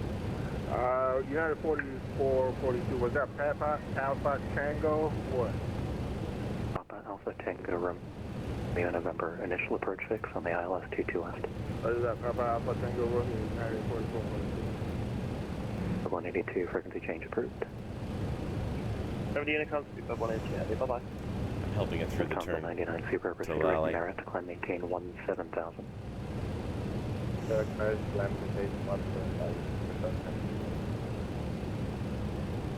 Spark JetBlue 881, 1,800, 50. JetBlue 881, New York departure, radar contact, climb maintain 12,000. 12,000, JetBlue 881. Where's the other one? Cargo 244, we're at flight level 20. Cargo X244 heavy, New York approach, roger. Cross Lindy at 190. Cross Lindy at 100, Cargo 244. Verify Lindy 190. Cross Lindy at 190, sorry, Cargo 244. Okay, United 4442, that's not pattern. I don't know where you're direct to, but that's fine. Flighting 090, descend and maintain 3000. 090, down to 3000, United 4442. For some reason, it's not coming up in my system. Papa Alpha Tango Tango Romeo. Papa Alpha Tango Romeo November. When you're, whatever, it's too late now. New York. VASP 889 heavy, cross Lindy, flight level 190. Lindy, flight level 190, VASP 889 heavy. Deep 17, turn right heading 080, descend and maintain 3000. 00, down to 3000 for Deep 17. Yeah, see how it turns and it's not doing the flyover? I'm not sure, because United 20. That's not filled in like it's a flyover point. United 23, turn your transponder back on, please. Cross runway 22 right, taxi to the ramp via Alpha.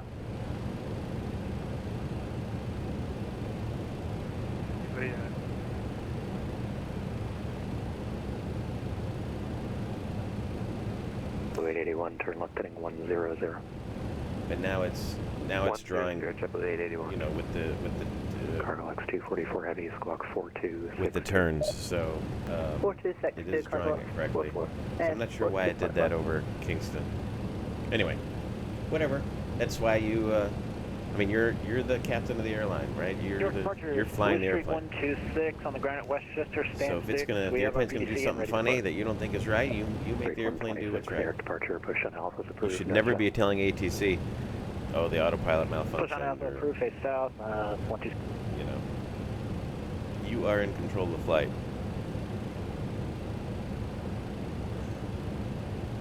So now we've started our turn from Lowell. United 4442, turn right heading 190, intercept the localizer. Right 190 for the localizer, United 4442. Sorry about that pattern error, United 4442. Alright, our external lights are on, coming up on 180, or coming up on 190. I'm going to turn them on a little early, because it's going to get busy on this descent. We've got a lot of altitude to lose, just northwest of LaGuardia, to get from 190. Deep 17, reduce speed to 180. Flying to 180 for Deep 17.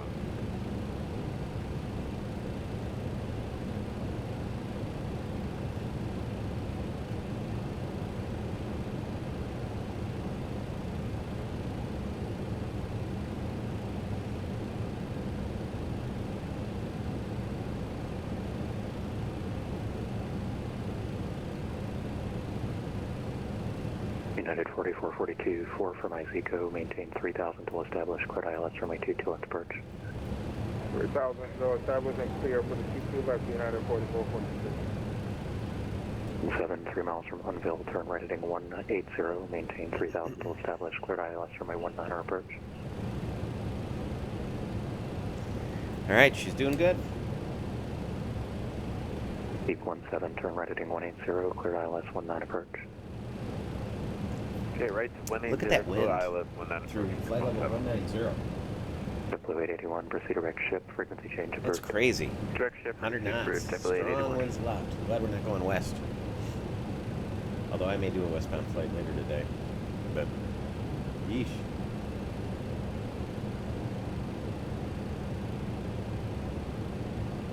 That is crazy. Alright, we'll level at 190. We want to be at 250 knots when we cross Lindy. We've got to make the hard left turn. And this airplane does slow down pretty nicely. So there's 290 to 250. It's 40 knots, 4 miles or so. 10 knots per mile.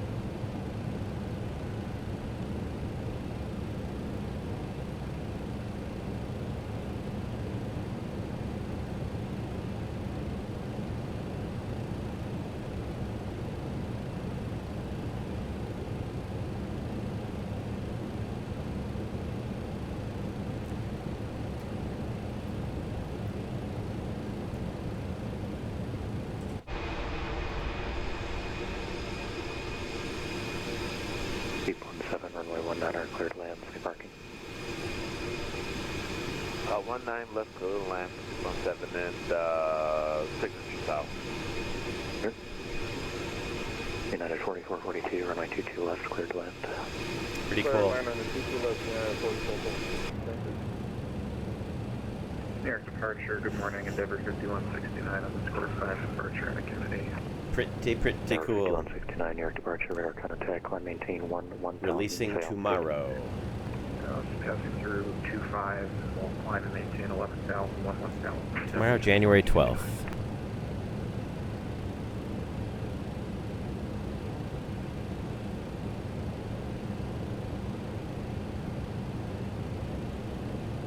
And I'm really looking forward to it releasing because that means we'll really start seeing a lot more liveries for it. Although, like I said, Cargo X 244 heavy, cross Lindy at 250 knots. Cross Lindy at 250, Cargo 244.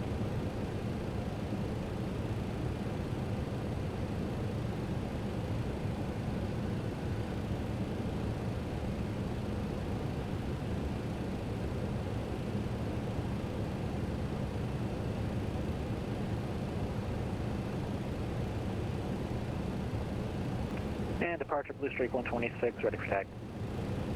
Blue Streak 126, runway 34, taxi the Alpha, cross runway 29er. 34 VA Alpha cross 29er 126.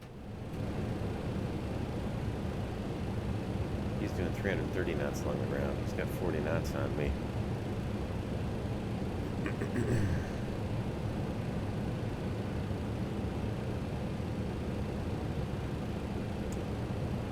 I feel like it's not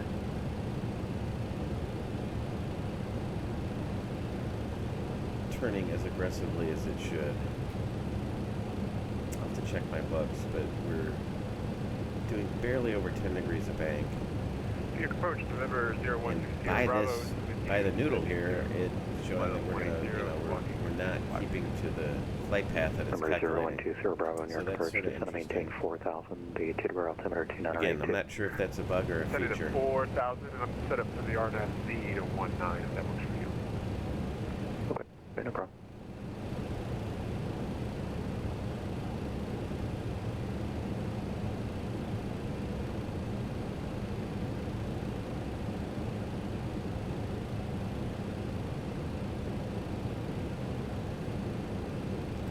Yeah, the cargo locks is hot on my tail. Number 20 Bravo, did you want it from Solberg? He's coming over here as well. I'm gonna make the turn. SBJ, that's correct. Okay, number 20 Bravo, cross Solberg at above 4000, cleared RNAV Zulu, runway 19er approach. Alright, passing Solberg, at about 4,000. Alright, so 250. Cargo X 244, can we just confirm what arrival runway we're going to be landing at? Cargo X 244 heavy, ILS 31 right approach. 31 right, Cargo X 244. And would you like VASP 89 Heavy to keep our speed up, or do you want us 250 at Lindy as well? VASP 89 heavy, normal speed. Normal speed, VASP 89 Heavy. Blue Streak 126, short 34, ready to go. Blue Streak 126, runway 34, clear for takeoff. Alright. 34, clear for takeoff, 126.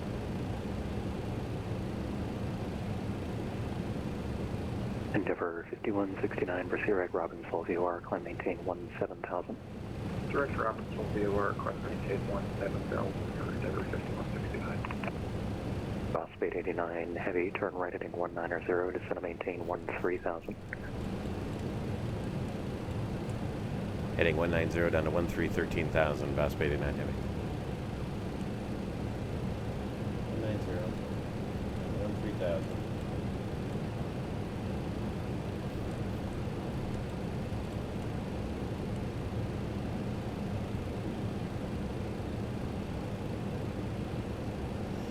Here we go. And we'll keep our speed up. Deep 17, turn right on Lima, taxi parking via Lima, Golf, Quebec. Right on. Right on Lima and Lima Golf to FBO. Thanks, appreciate it, 217. United 4442, cross runway 22 right, taxi to Laurent via Alpha. Roger, course to right and taxi via Alpha. Alright, we're through 180. Thank you.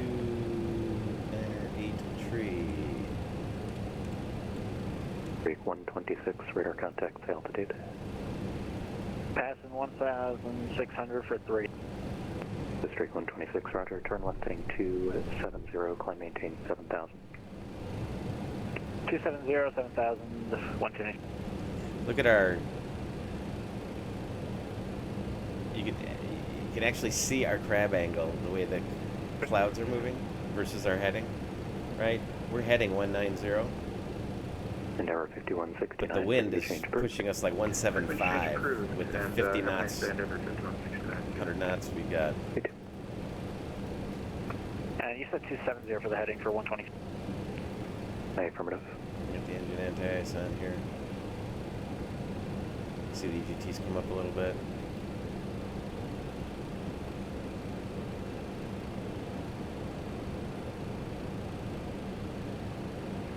Speed 89 heavy, do you set to maintain 8,000? Set to maintain 8,000, bow speed 89 heavy. 8,000.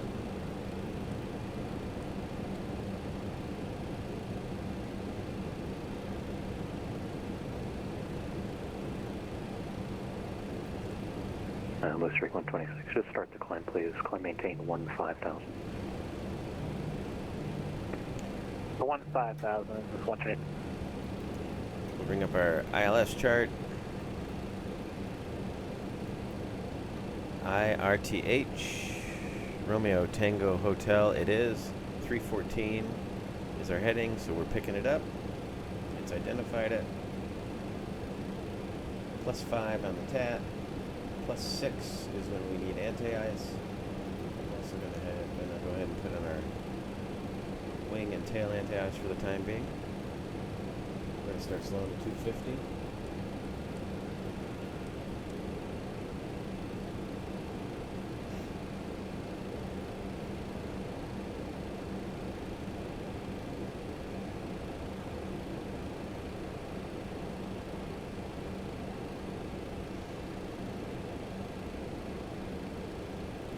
Got some bumpies in here. Nothing painting on the radar though. We'll go ahead and go to terrain.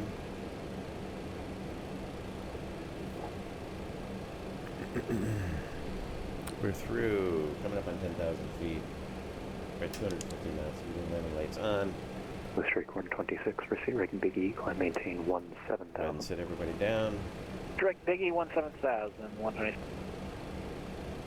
Notice as we slow down, the temperature's going down a little bit too, because we're not getting so much of the increase in total air temp due to the compression of the air.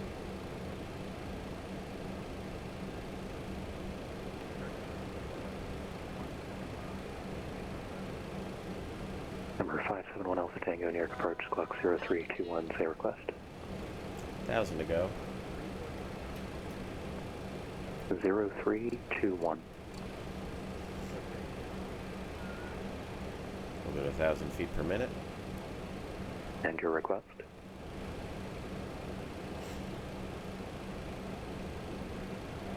Look at this. How cool is that?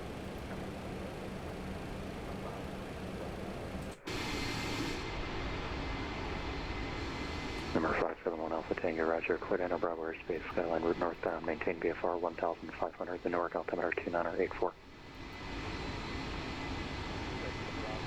Boy, the sim's looking good this morning. That looks pretty cool.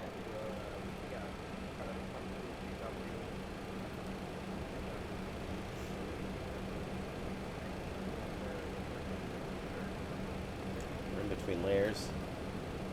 Take the wing and tail 244 heavy, turn right, heading 190, descend and maintain 13,000. 190, 13,000, cargo 25.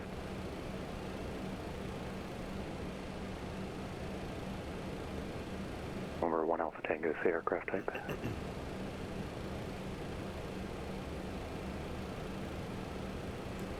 Alright, I've got tower pre-selected, 19.1. We're good to go. Ground is now online as well. Okay, November 1 Alpha Tango, roger, say aircraft type.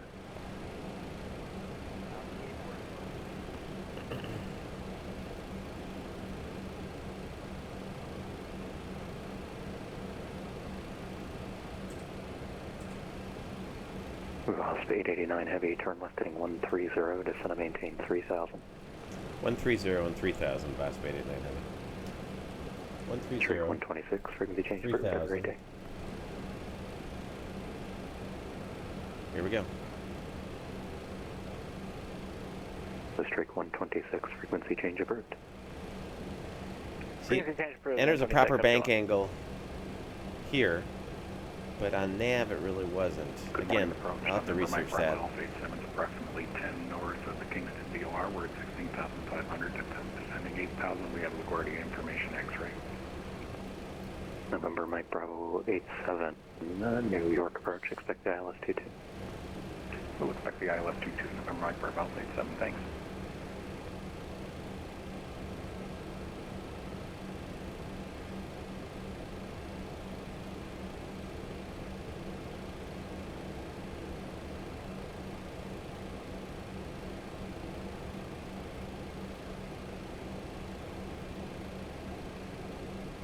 We're now at +9.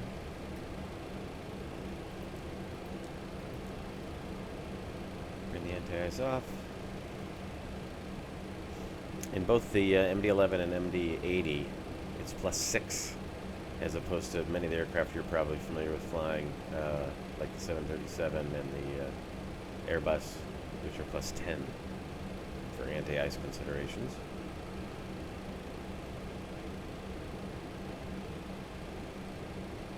All right, we're through, coming up on 5,000 for 3, heading 130. VASP 889 Heavy, turn left heading 090. Left turn 090, VASP 889 Heavy.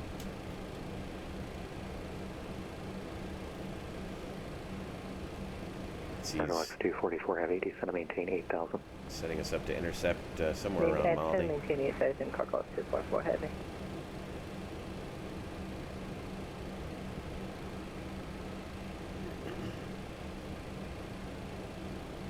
Love it when ATC is on.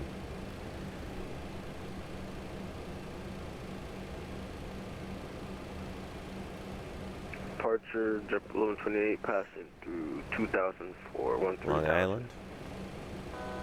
JetBlue 1128, New York departure, radar contact, climb 1,000 to go. 1000. Climb 1000, JetBlue 1128. Set 1,000 feet per minute on our... VASP 889 Heavy, turn left heading 040. 040 now for VASP 889 Heavy.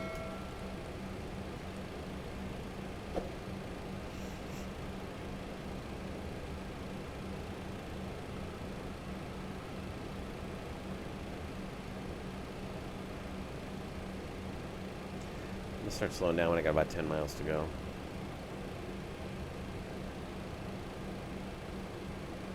Well, I could extend the slats. We'll go ahead and do that. Extend the slats, speed checks.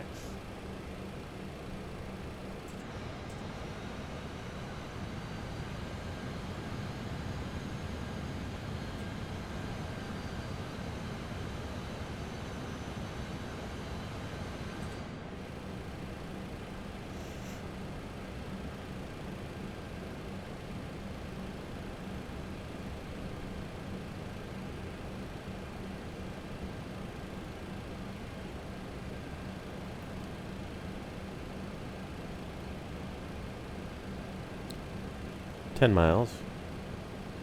There's a JetBlue kind of behind me. I think he's departing. Yeah, he's departing. So let's start slowing down. Let's go to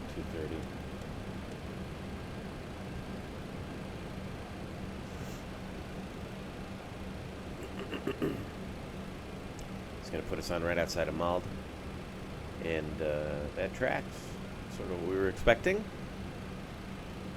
It's always good to run through the scenarios as you're approaching. It takes a lot of pressure off if you've already played through the possibilities, right?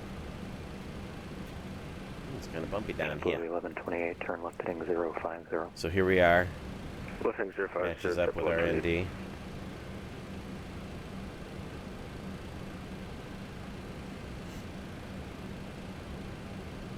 Let's go ahead and go to flaps 15. Speed checks. Flaps 15.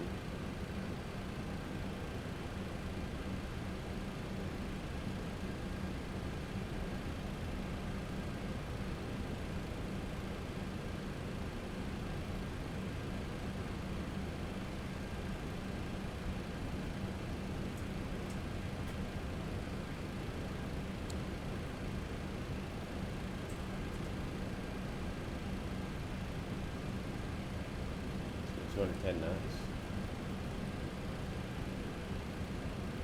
VASP 889 Heavy 4 for Maldi, turn left heading 340, maintain 3000 to establish cleared ILS through and right approach. 340 and 3000. Cleared ILS through and right approach. VASP 889 Heavy. Cleared for the approach. Land is armed.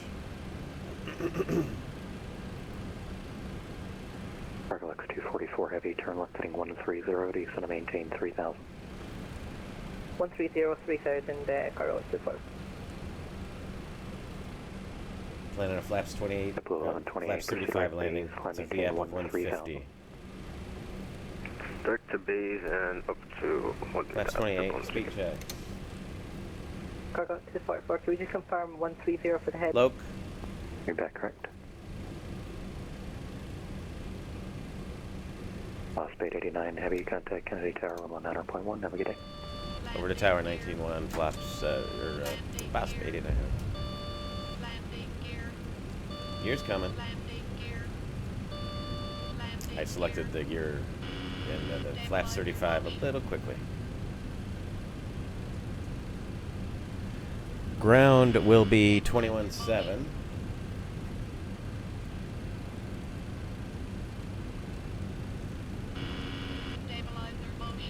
What are we doing here? We're good.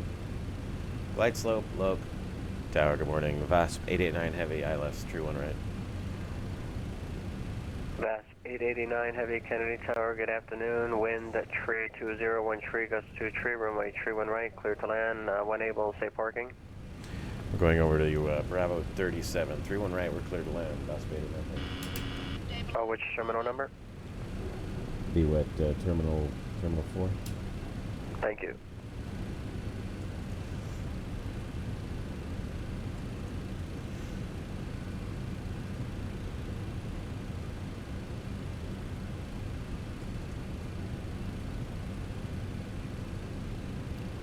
Alright, before landing checklist. GCP is set and checked. Missed approach altitude is set.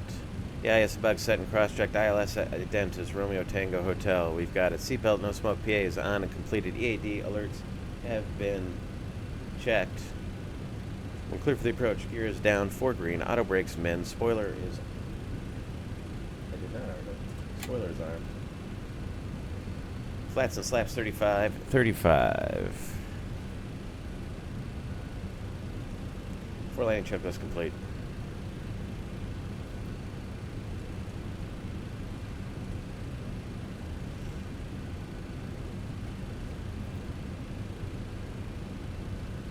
Wind pretty much right down the runway right now.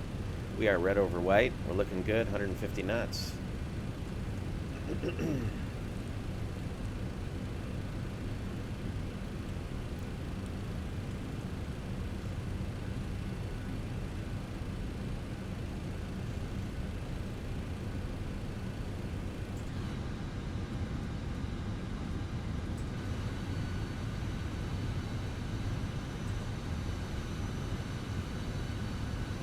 Good looking wing.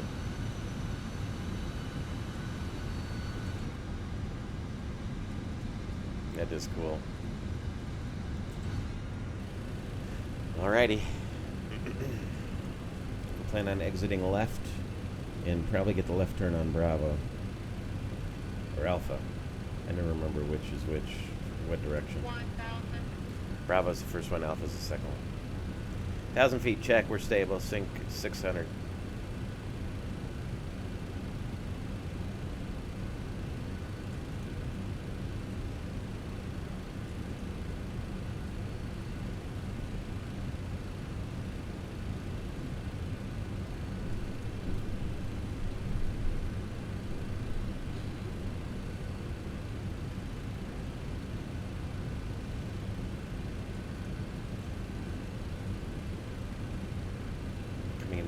Builds JFK.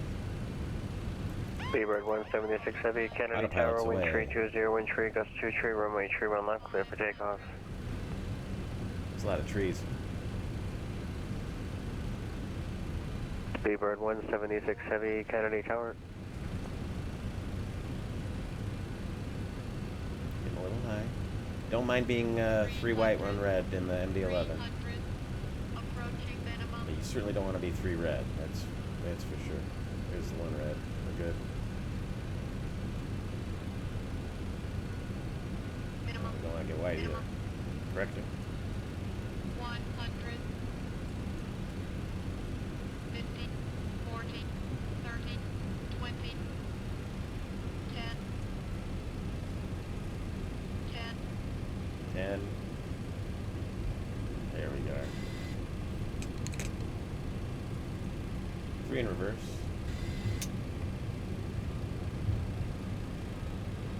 Tower low, 176 short, free. That was weird. Is there a bump in the runway there? Pier 176 heavy, wind 3201 gusts to tree, runway true left at Yankee, clear for takeoff.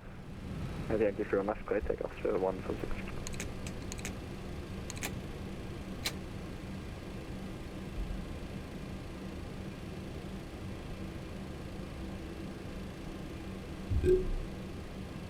VASP 889 heavy, welcome to Kennedy, taxi left, whiskey, whiskey, right, Bravo, left, Victor, left, Alpha to the ramp, ground 121.9er. Left whiskey, whiskey, left Bravo. And say the rest. It's left, whiskey, whiskey, right, Bravo. Oh, so right Bravo, Victor, Alpha, ground 121.9er. Right Bravo, Victor, Alpha, and ground pointer.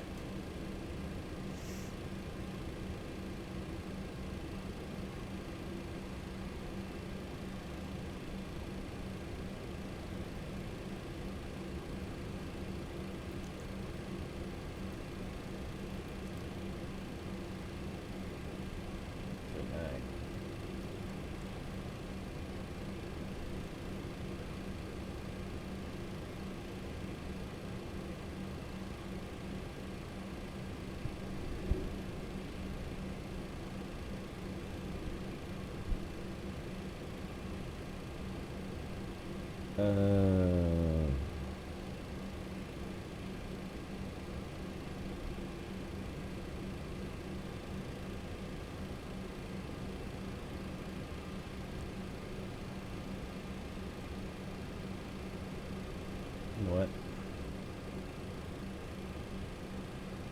Victor, 0.9.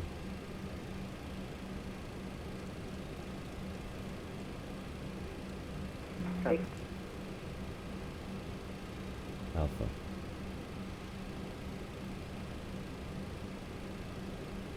Ground VASP 889 heavy with you. We're just coming off Victor on the Alpha.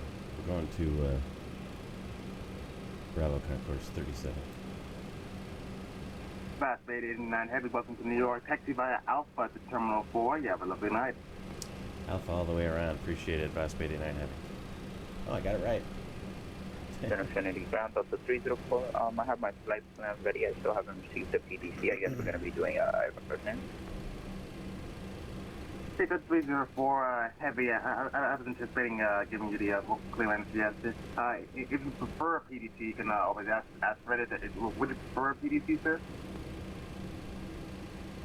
Yeah, PDC would be good. Thank you. Delta 304 heavy. All right, roger that. You can expect a PDC in a couple seconds. Let me know when it arrives. Okay, flaps are up. Kennedy ground, Delta Spoilers are 1527, right down. top the IFR clearance to Washington Get National. the AP running. Delta 1527, Kennedy ground, good morning. You're clear to Washington National Airport. Score 5 departure, Ranger transition. Radar vectors Robbinsville, then as filed. Flying by the SID, departure frequency is 120.8. Alpha all the way around. Walk 1570. We are going to gate 37. Alright, clear to Washington, score 5 departure, Ranger Slow transition. us down Radar a vectors little Robbinsville, bit. then as filed. So now I'm climb looking by at the SID. map here. I didn't get the top altitude. Departure Terminal frequency 4, Concourse 120.8, B, score 1570. 37, heavy. And Delta 1527, No. you can flight flight level 220, 10 minutes after departure. The rest of it back is correct. Denied. I expect flight level 220, 10 minutes after, and it's pushing to be our discretion, or should we call you? All right, we made it to JFK. Correct. Pushing start will be at Hardest part's the taxi. ATIS information Tango. Correction, ATIS information hotel is current. You can call in ready to taxi.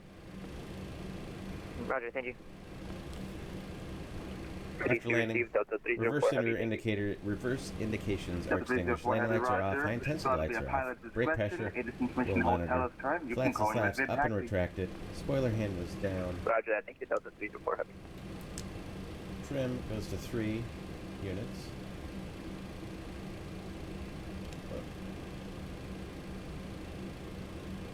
Helps if you apply the trim in the correct direction.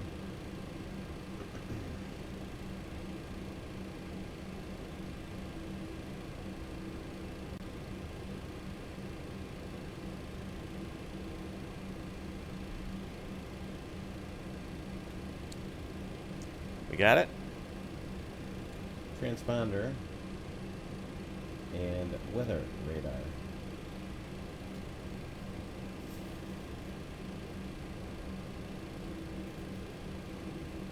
Transponder, we can take. Sorry, that was my mouse.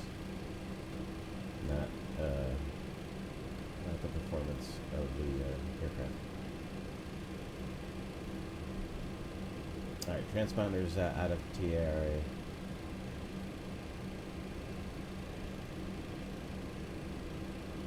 Making the turn around. We got to go all the way around to Hotel Bravo.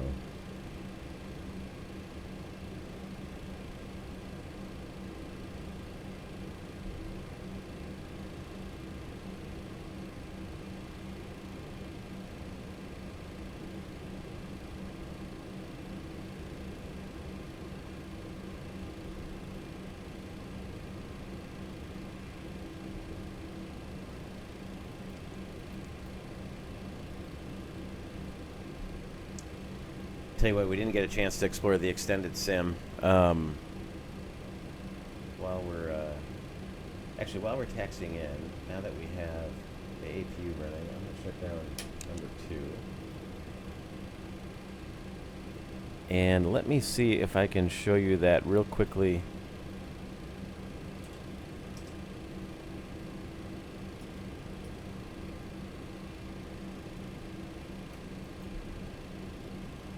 Yeah, so here's the extended sim. And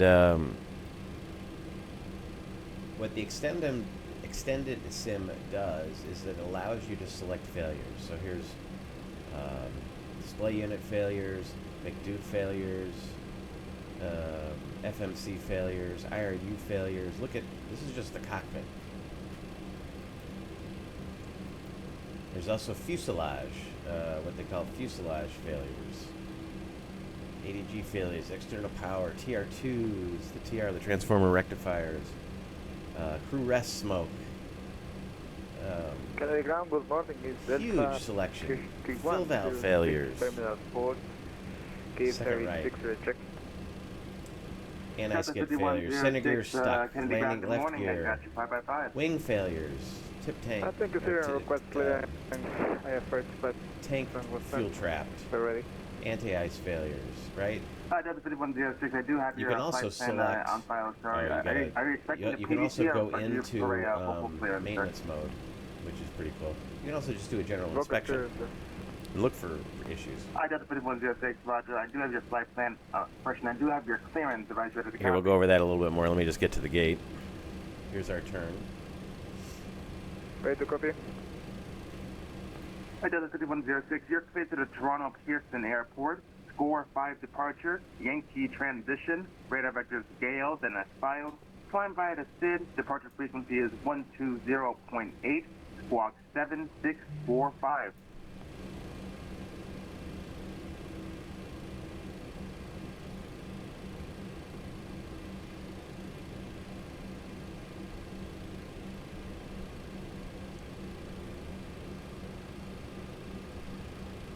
Just again, please, the departure procedure is this 5?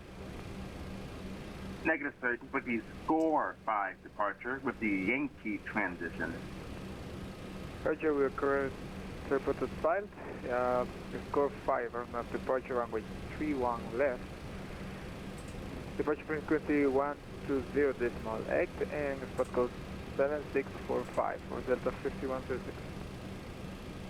For the 5106, confirm you'll take the score 5 departure with the Yankee transition, and then the radar vectors to Gale, then as filed, and you'll climb via the SID. The rest of your back is correct. That's correct. We'll just go around this delta. Transition 5, Yankee to... A lot of airplanes sitting here.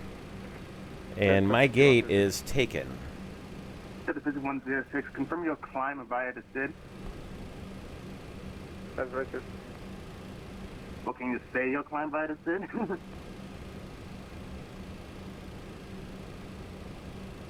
So, let's go to, let's find the nearest wide gate here. And ground American 2819, sorry, we're just disconnected for a short while. We're holding short of Alpha and November Charlie for taxi.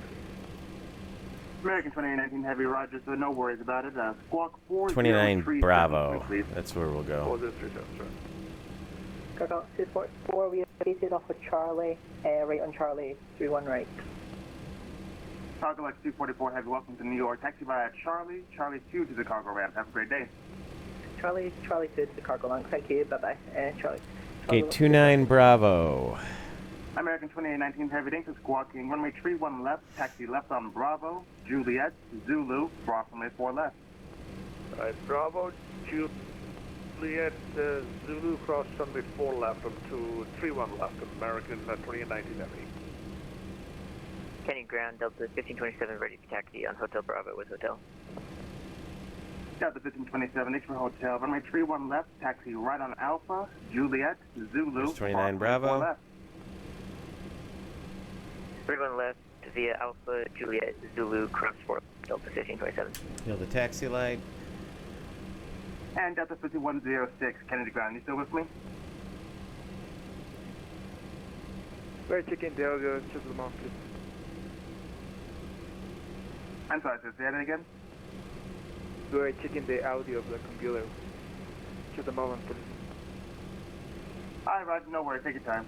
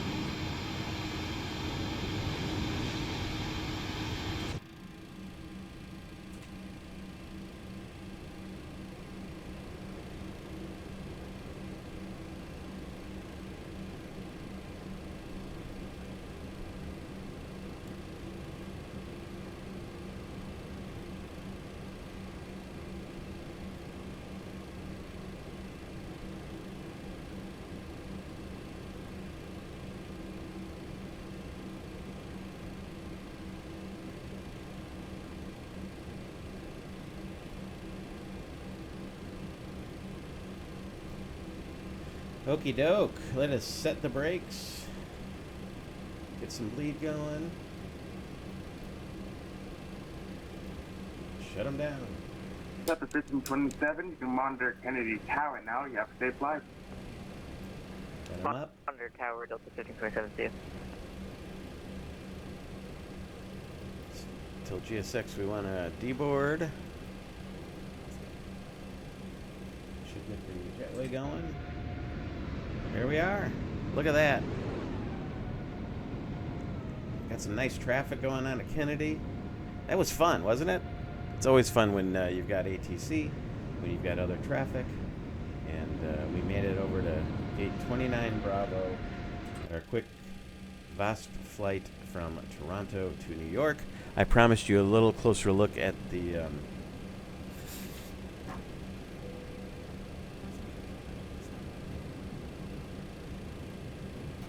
extended sim, so let's do that real quick. Let me just services, let's get the chock set, let's get the GPU connected. Let's take a quick look and watch everybody unload the plane. Although I have a feeling you wouldn't have much offloading between Toronto and New York. Mostly be people staying on to get to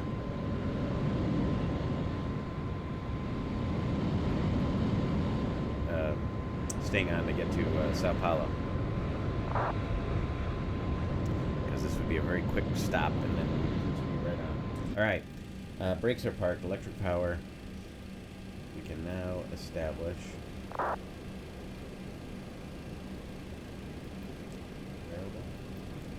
available. And fuel switches are off, seatbelt signs are off. Alright, parking checklist is complete. So let's look at the extended sim here real quick. I have not had a chance to play with it a whole lot. Other than when I had that engine fire the other day.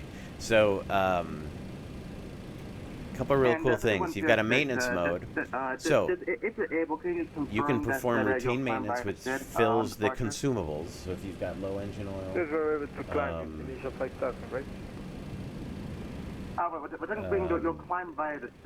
low hydraulic, things like that. You need to refill the fire bottles, which is what I discovered. You can perform the routine maintenance. It starts when you click it, it now starts a timer, and just to simulate having to wait for that to be completed. Obviously, it takes a lot longer than 3 minutes in real world to do such things, but it's still there. So you've got some consumables. Let me disconnect here so we can talk without being interrupted. You can also scan this to your phone, and now you can access this entire panel from your phone. So you don't even have to have the app pulled up, or this pulled up. Almost like an instructor station, right? In a sim.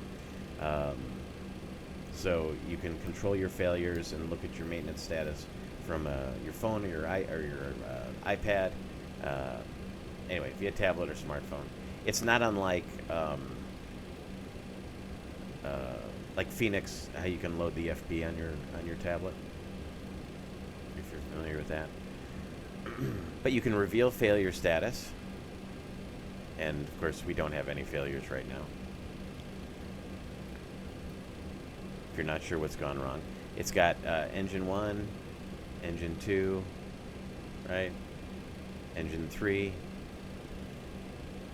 You can run an inspection on engine 3. So, well, there's nothing to inspect because there's nothing wrong with it. You can also click on the diagram to get to the failures and see what's going on.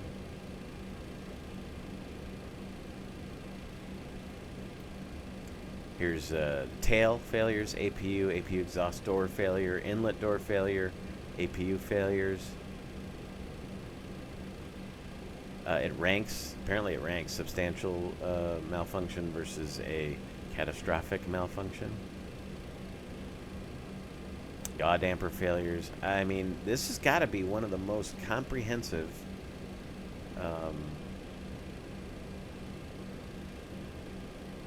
failure lists of any aircraft out there.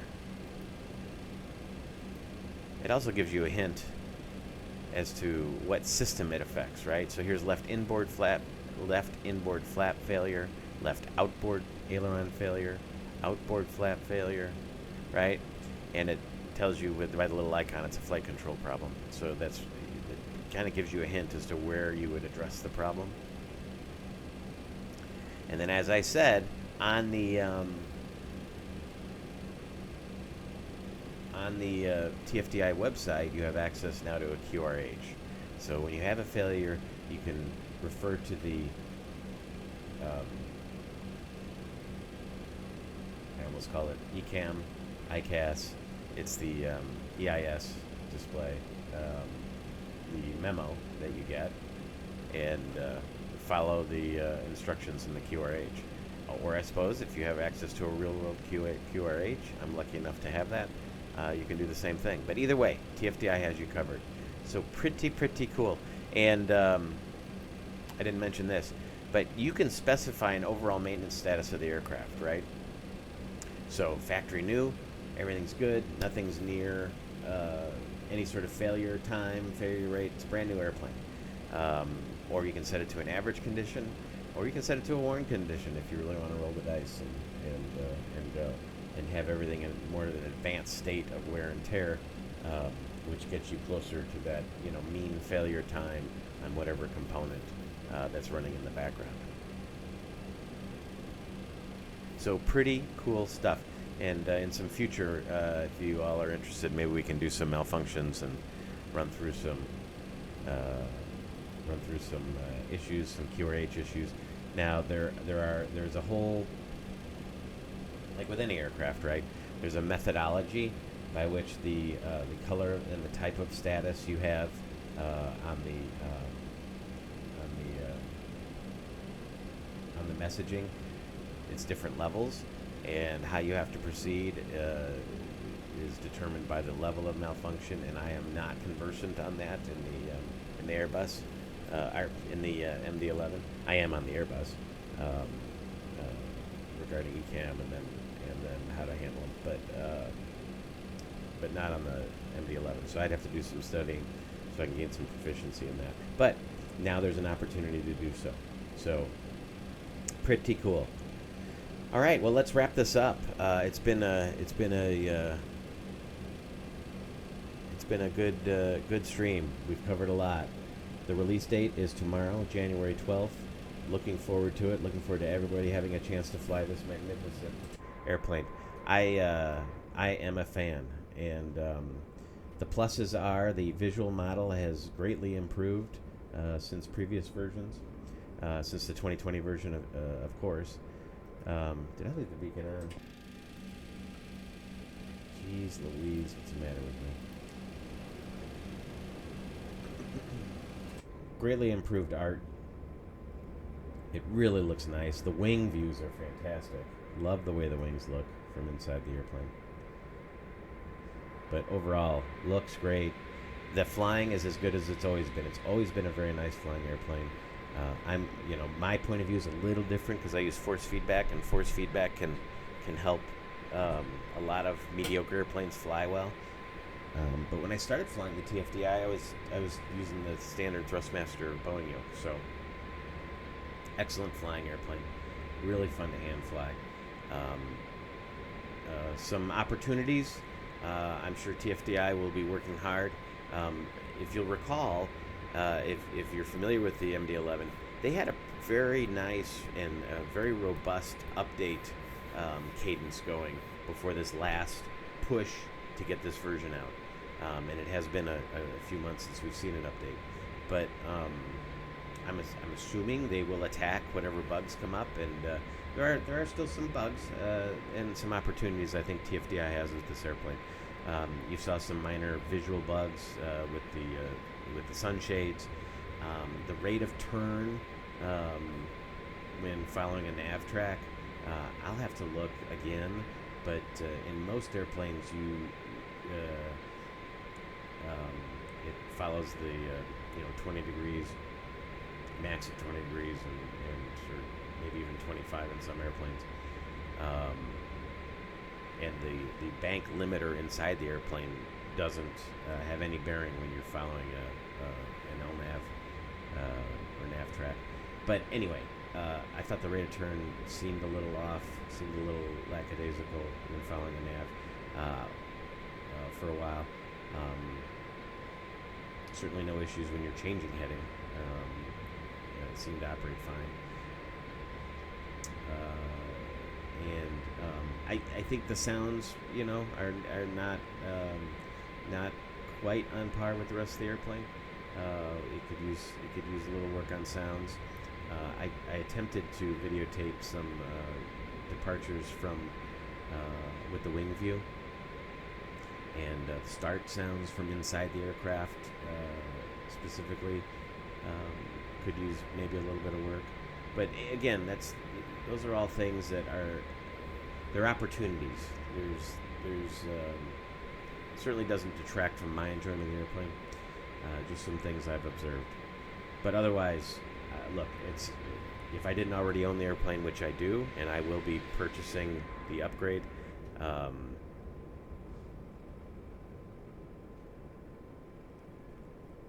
I would not hesitate to purchase this aircraft if it's something you're thinking of doing. So that's all I have for you. Hope you enjoy it. I hope you are able to take advantage of the release day tomorrow to get your hands on it and give it a go. If you have the TFDi MD-11 already, I believe the update for 2024 is $5, if I remember right. So, very reasonable. But check the TFDi website for any final information regarding how to obtain it. And if you have not flown the MD-11 from TFDi, I do recommend this aircraft. It's a lot of fun. A lot of fun. All right, that's it from New York, Toronto to New York. VASP flight 889, and we'll let the inbound crew come and take this down to Sao Paulo. Hope you all enjoyed it. I know I enjoyed it. I know I'm going to enjoy flying this airplane a lot more, and you'll see a lot more of it on the channel going forward. So this is CJ. I am your classic jet sim pilot. Until next time, keep the shiny side up. We'll see you soon.